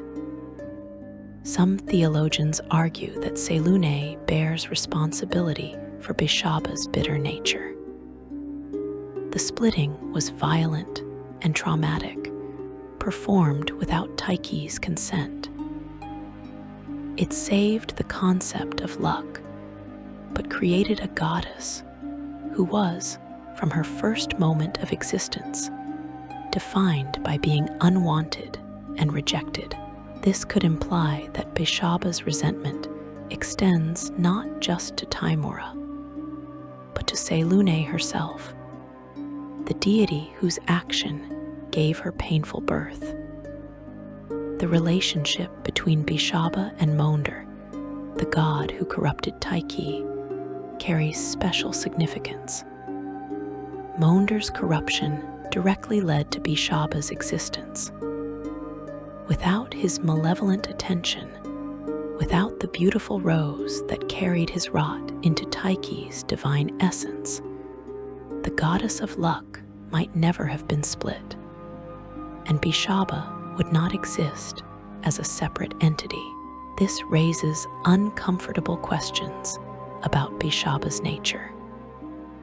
Does she carry traces of Mounder's corruption even after the splitting? Is her bitterness and cruelty entirely natural to misfortune? Or does it reflect lingering influence from the god of decay? Most theological scholars argue that the splitting purged Mounder's direct corruption, but perhaps not all of its psychological effects. Beshaba emerged as the repository for everything dark in Taiki's nature, combined with whatever taint could not be fully removed. This makes her a victim of Mounder's evil even as she perpetuates suffering through her domain. She did not choose to become the goddess of misfortune. She was created that way, shaped by forces beyond her control, and then condemned to be hated for what others made her. This victimhood does not excuse the harm she causes, but it provides context. Beshaba brings suffering because that is her nature, a nature imposed upon her rather than chosen. She cannot simply decide to stop being the goddess of misfortune, any more than fire can decide to stop burning. Understanding this distinction matters for comprehending her place in the divine hierarchy and her relationships with other gods. Among the deities, Beshaba stands alone more often than not. Canonical sources explicitly state that she has no real allies. She attends no divine councils unless specifically necessary. She forms no lasting alliances beyond her connection with Tempest. She participates in no grand schemes or cosmic plots. Her isolation mirrors the isolation of her clergy and worshippers, just as doombringers live on the edges of mortal communities. Beshaba exists on the periphery of divine society, acknowledged as necessary, but never welcomed. This loneliness shapes her character in profound ways. She has no friends among the gods beyond possibly Tempest, no confidants, no one who understands her perspective. Even deities whose domains involve negative aspects of existence, like Loviatar or Talos, do not offer companionship. Talos sought her romantically and was rejected. Others simply avoid her entirely. She exists in divine solitude, surrounded by other gods, yet profoundly alone, unable to form connections because her very nature repels others. Some prayers to Beshaba acknowledge this loneliness, attempting to appeal to her through shared understanding of rejection. A supplicant might say something like, "Lady of Sorrows, who knows rejection as intimately as I do, hear my prayer. We both understand what it means to be unwanted. Spare me further proof of our shared knowledge." Whether such appeals actually touch Beshaba's heart remains unknown, but they reflect attempts to find common ground with a deity defined by isolation. The political dynamics among deities shift over centuries and millennia, with alliances forming and dissolving, rivalries intensifying and cooling. Beshaba remains remarkably constant within these shifting patterns. She was isolated at her creation and remains isolated in the current age. Her relationships have not improved over time because her fundamental nature has not changed. She is still the goddess of misfortune, still feared and resented, still necessary but unwanted. Her connection with Tempest stands as the sole exception, a relationship that apparently bridged the gap between isolation and companionship, at least for a time. This constancy provides a strange form of stability within divine politics. While other gods scheme and plot, form alliances, and betray each other, Beshaba simply continues being what she is. Her predictability, in a cosmic sense, makes her reliable. You always know what Beshaba represents and what she will do. She will not suddenly change her nature or redirect her domain. Misfortune was her purpose at creation and remains her purpose today.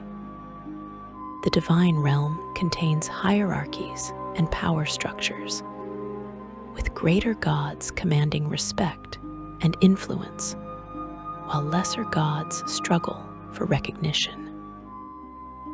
Beshaba occupies an unusual position within these hierarchies. Her power level varies depending on how one measures divine strength. In terms of raw worshippers and devoted followers, she ranks relatively low. Few truly love or serve her willingly, but in terms of influence over mortal lives, her power is immense. Everyone experiences bad luck.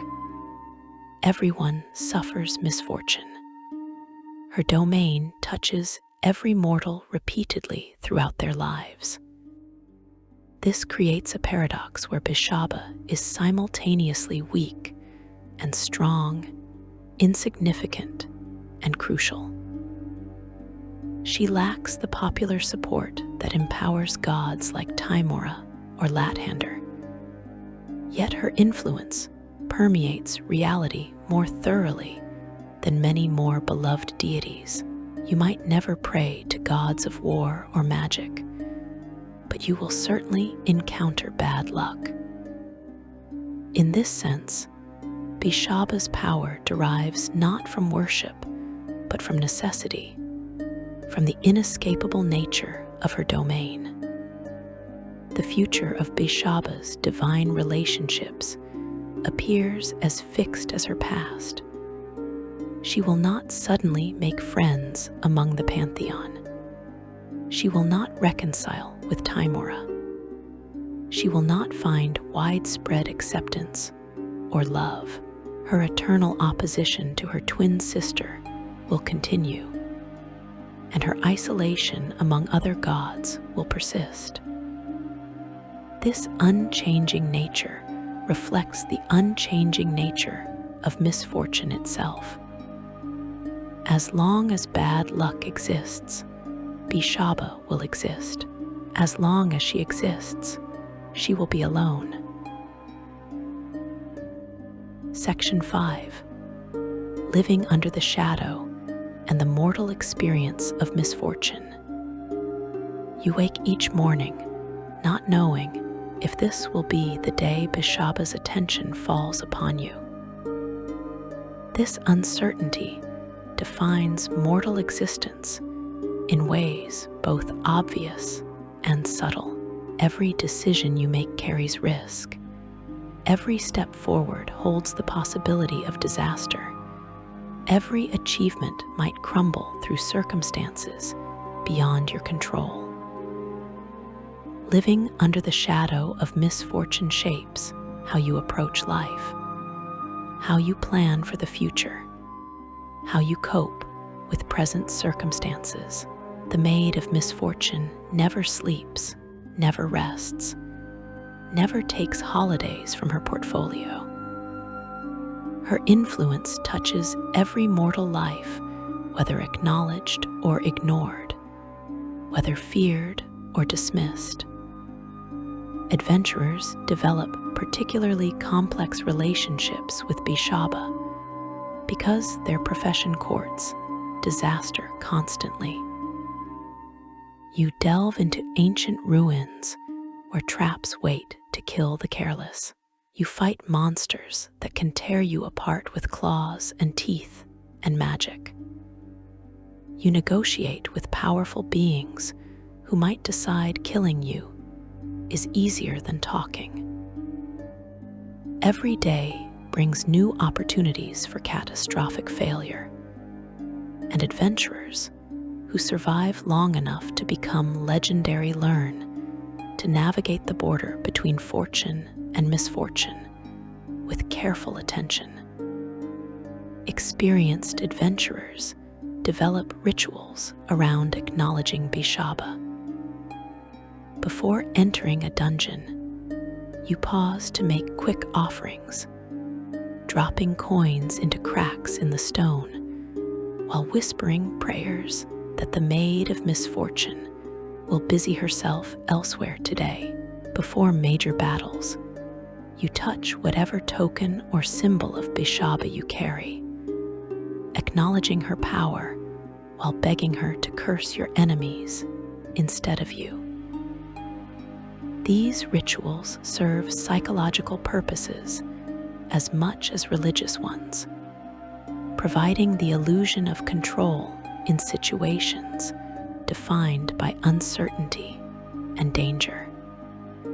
Some adventurers carry specific items associated with Beshaba, tokens meant to acknowledge her power while hopefully directing it away from themselves.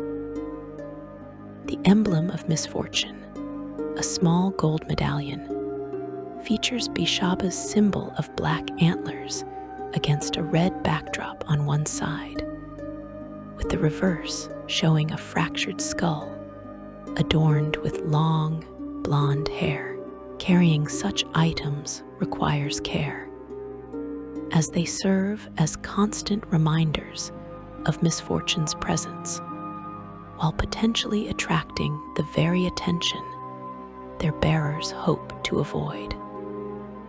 The black pear stands as one of the most infamous artifacts associated with Beshaba's worship.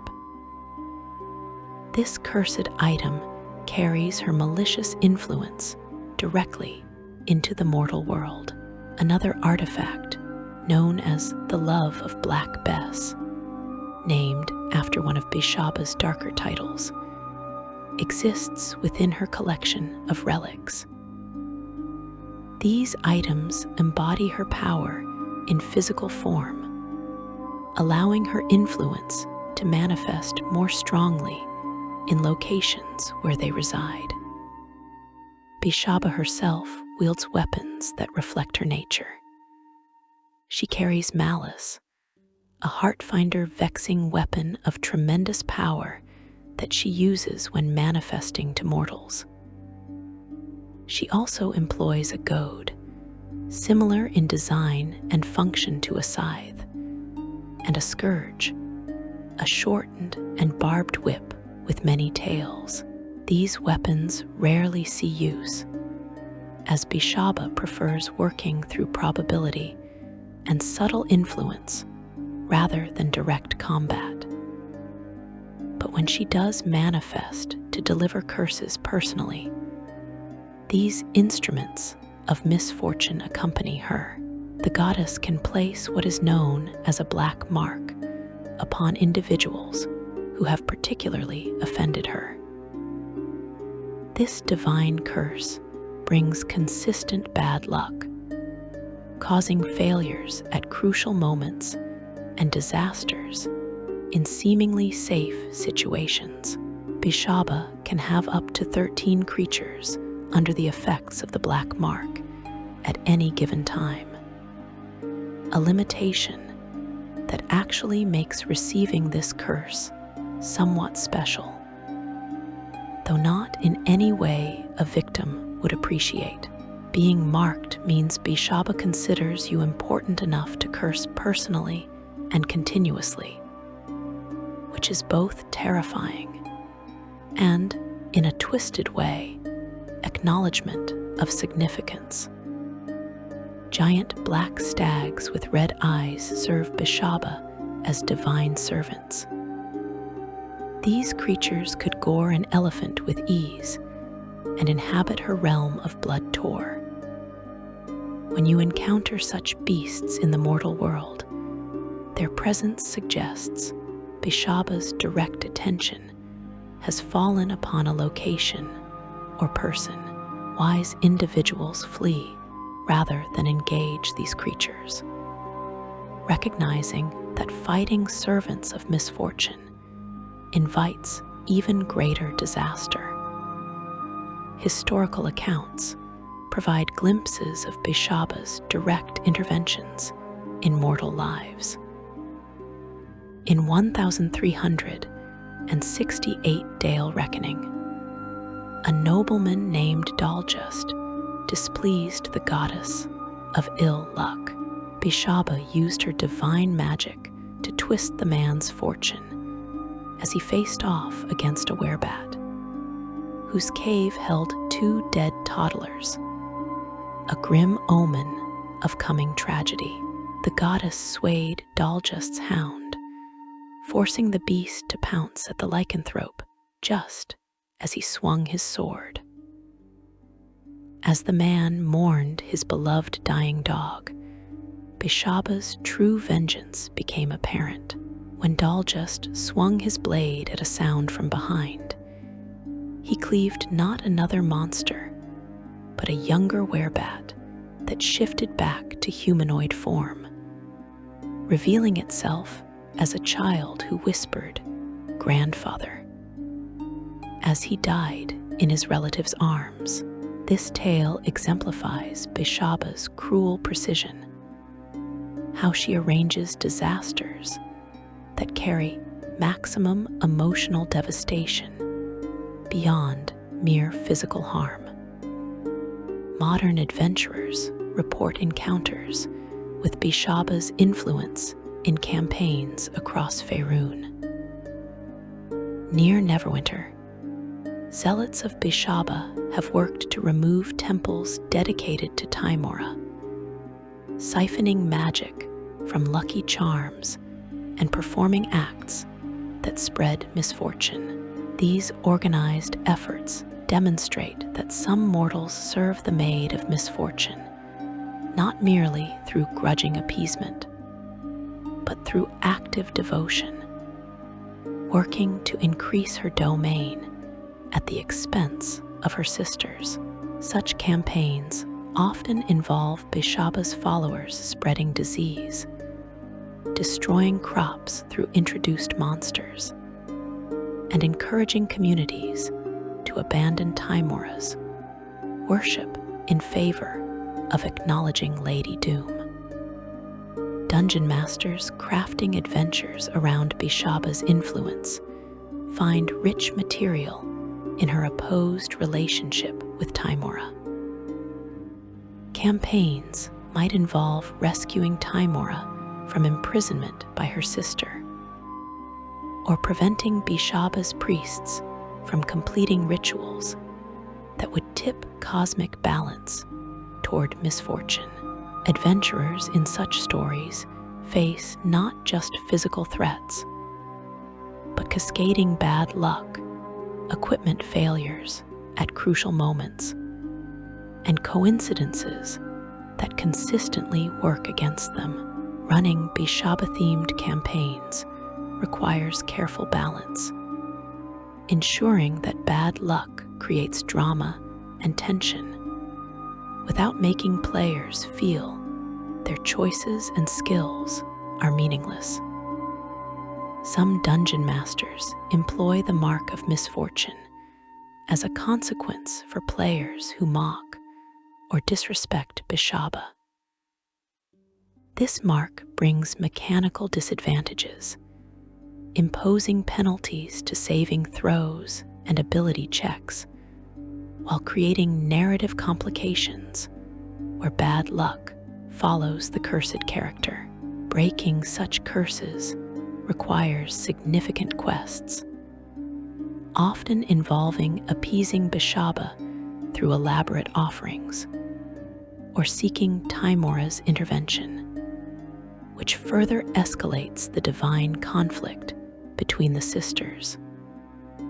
The manifestations Beshaba employs when appearing to mortals follow specific patterns documented across campaign settings. She often appears as a 12-foot-tall giant head, wreathed in snow-white, swirling hair, with her features twisted into a sneer of madness.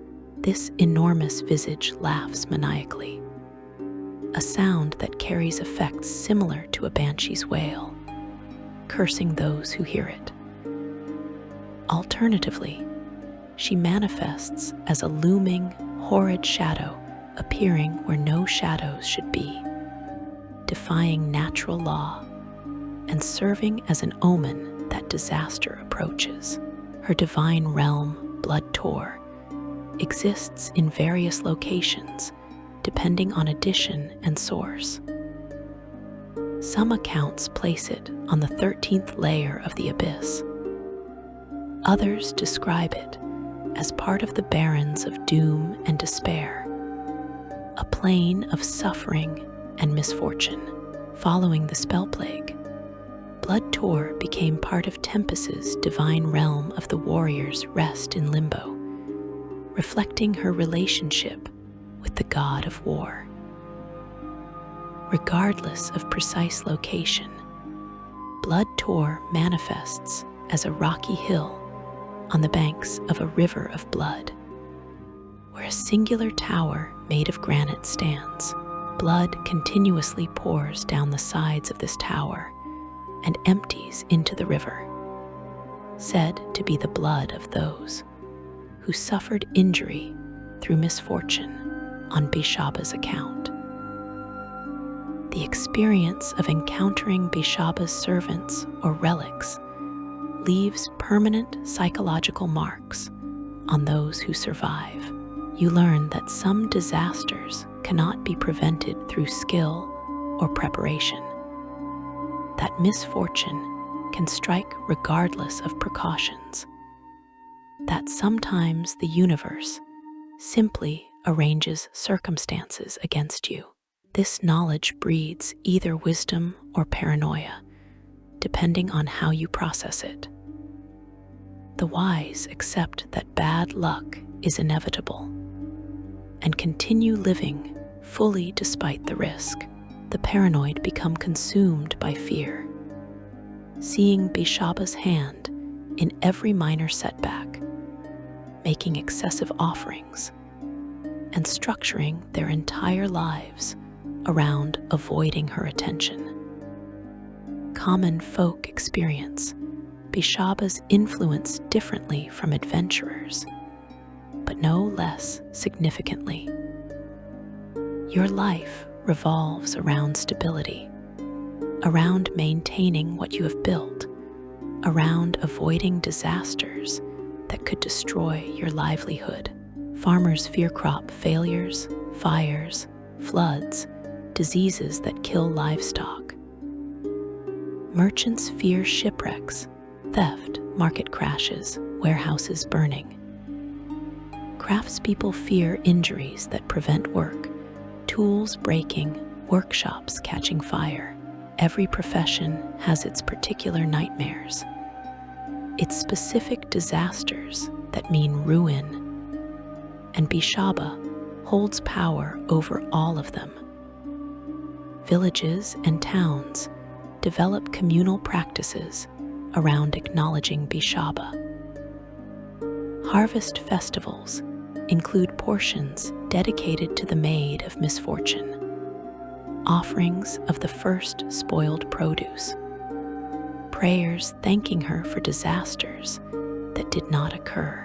New construction projects begin with appeasement rituals, small sacrifices asking Beshaba to allow the building to stand rather than burning or collapsing. Weddings often include moments acknowledging misfortune's goddess, recognizing that marriages face challenges, and asking her to send those challenges in manageable forms rather than catastrophic ones. Rural areas face different but equally significant misfortune. Crop failures mean starvation. Livestock diseases mean economic ruin. Natural disasters like floods, droughts, or unseasonable weather destroy livelihoods built over generations. Rural worship of Beshaba follows seasonal patterns, intensifying during planting and harvest when so much depends on fortune holding.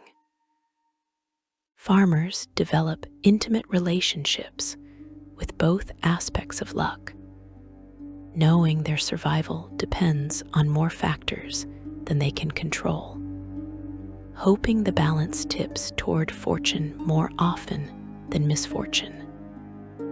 Contemporary worship of Beshaba continues much as it has for millennia. The specifics change with cultures and circumstances, but the fundamental pattern remains. Mortals fear misfortune.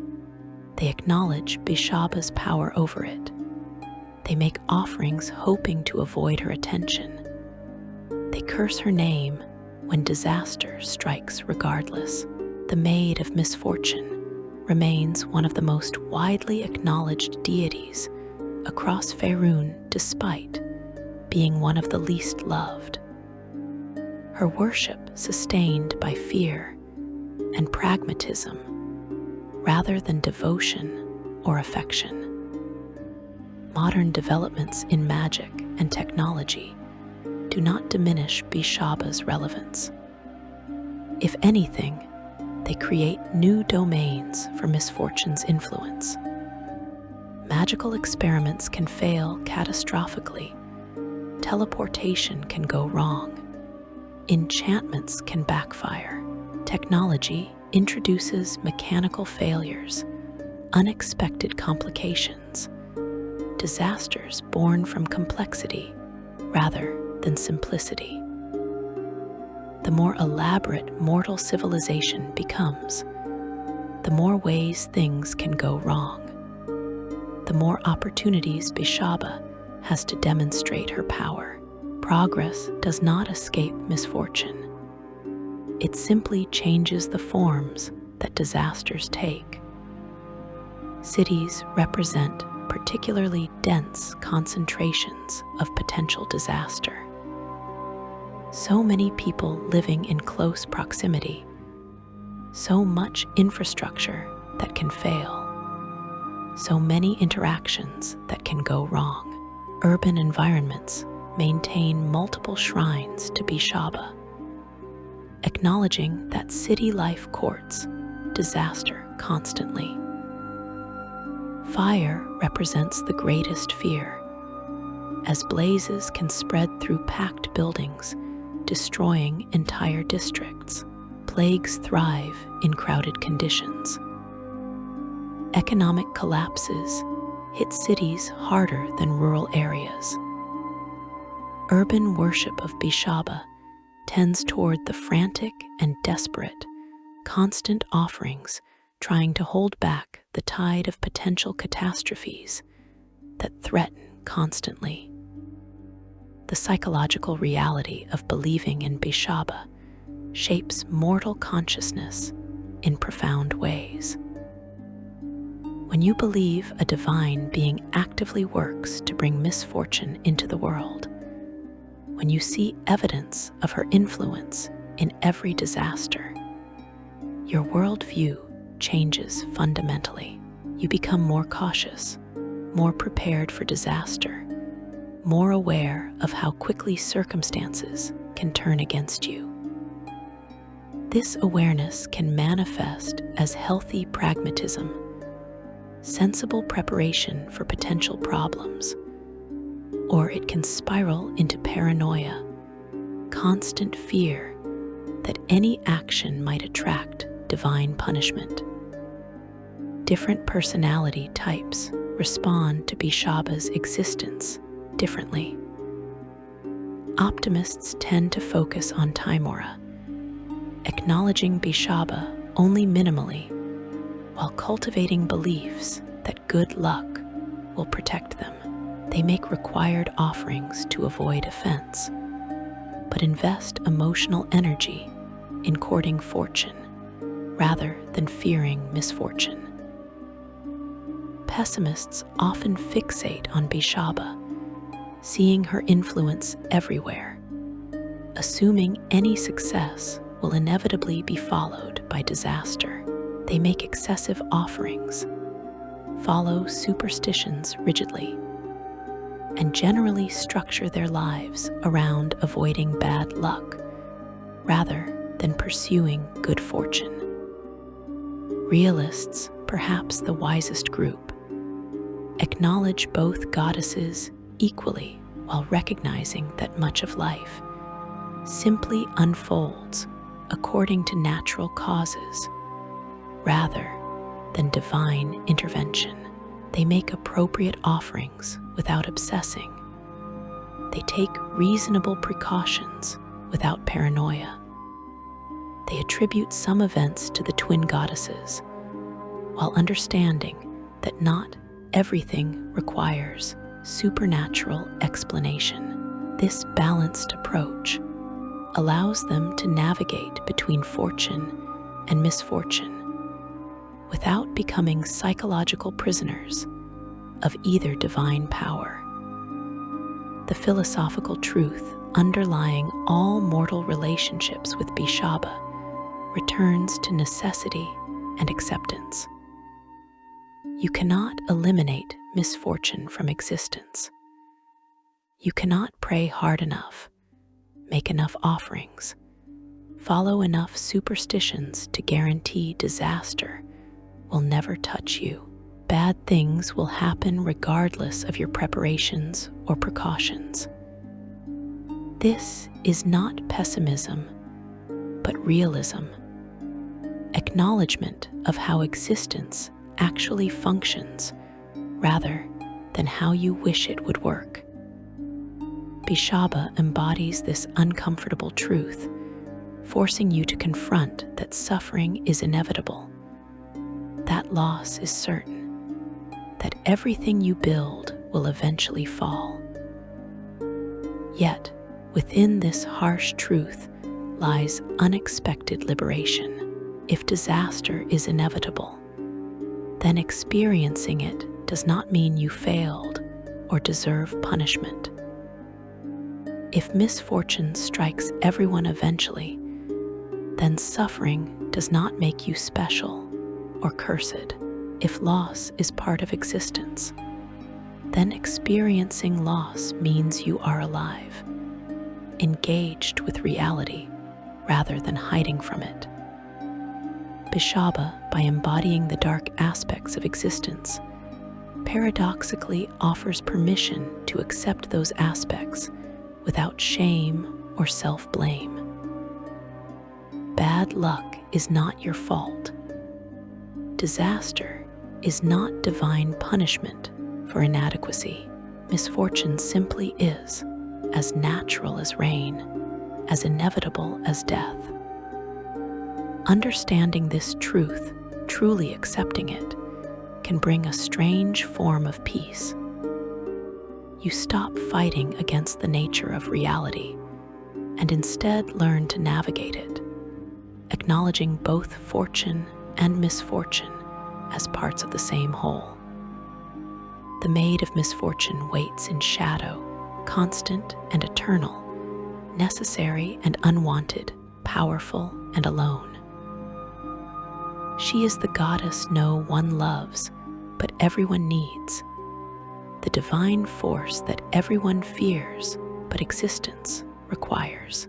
And in the end, perhaps that makes her the most honest deity of all, the one who shows reality without comforting lies, the one who refuses to pretend existence is anything other than what it actually is, beautiful and terrible, fortunate and unfortunate, light and shadow eternally intertwined.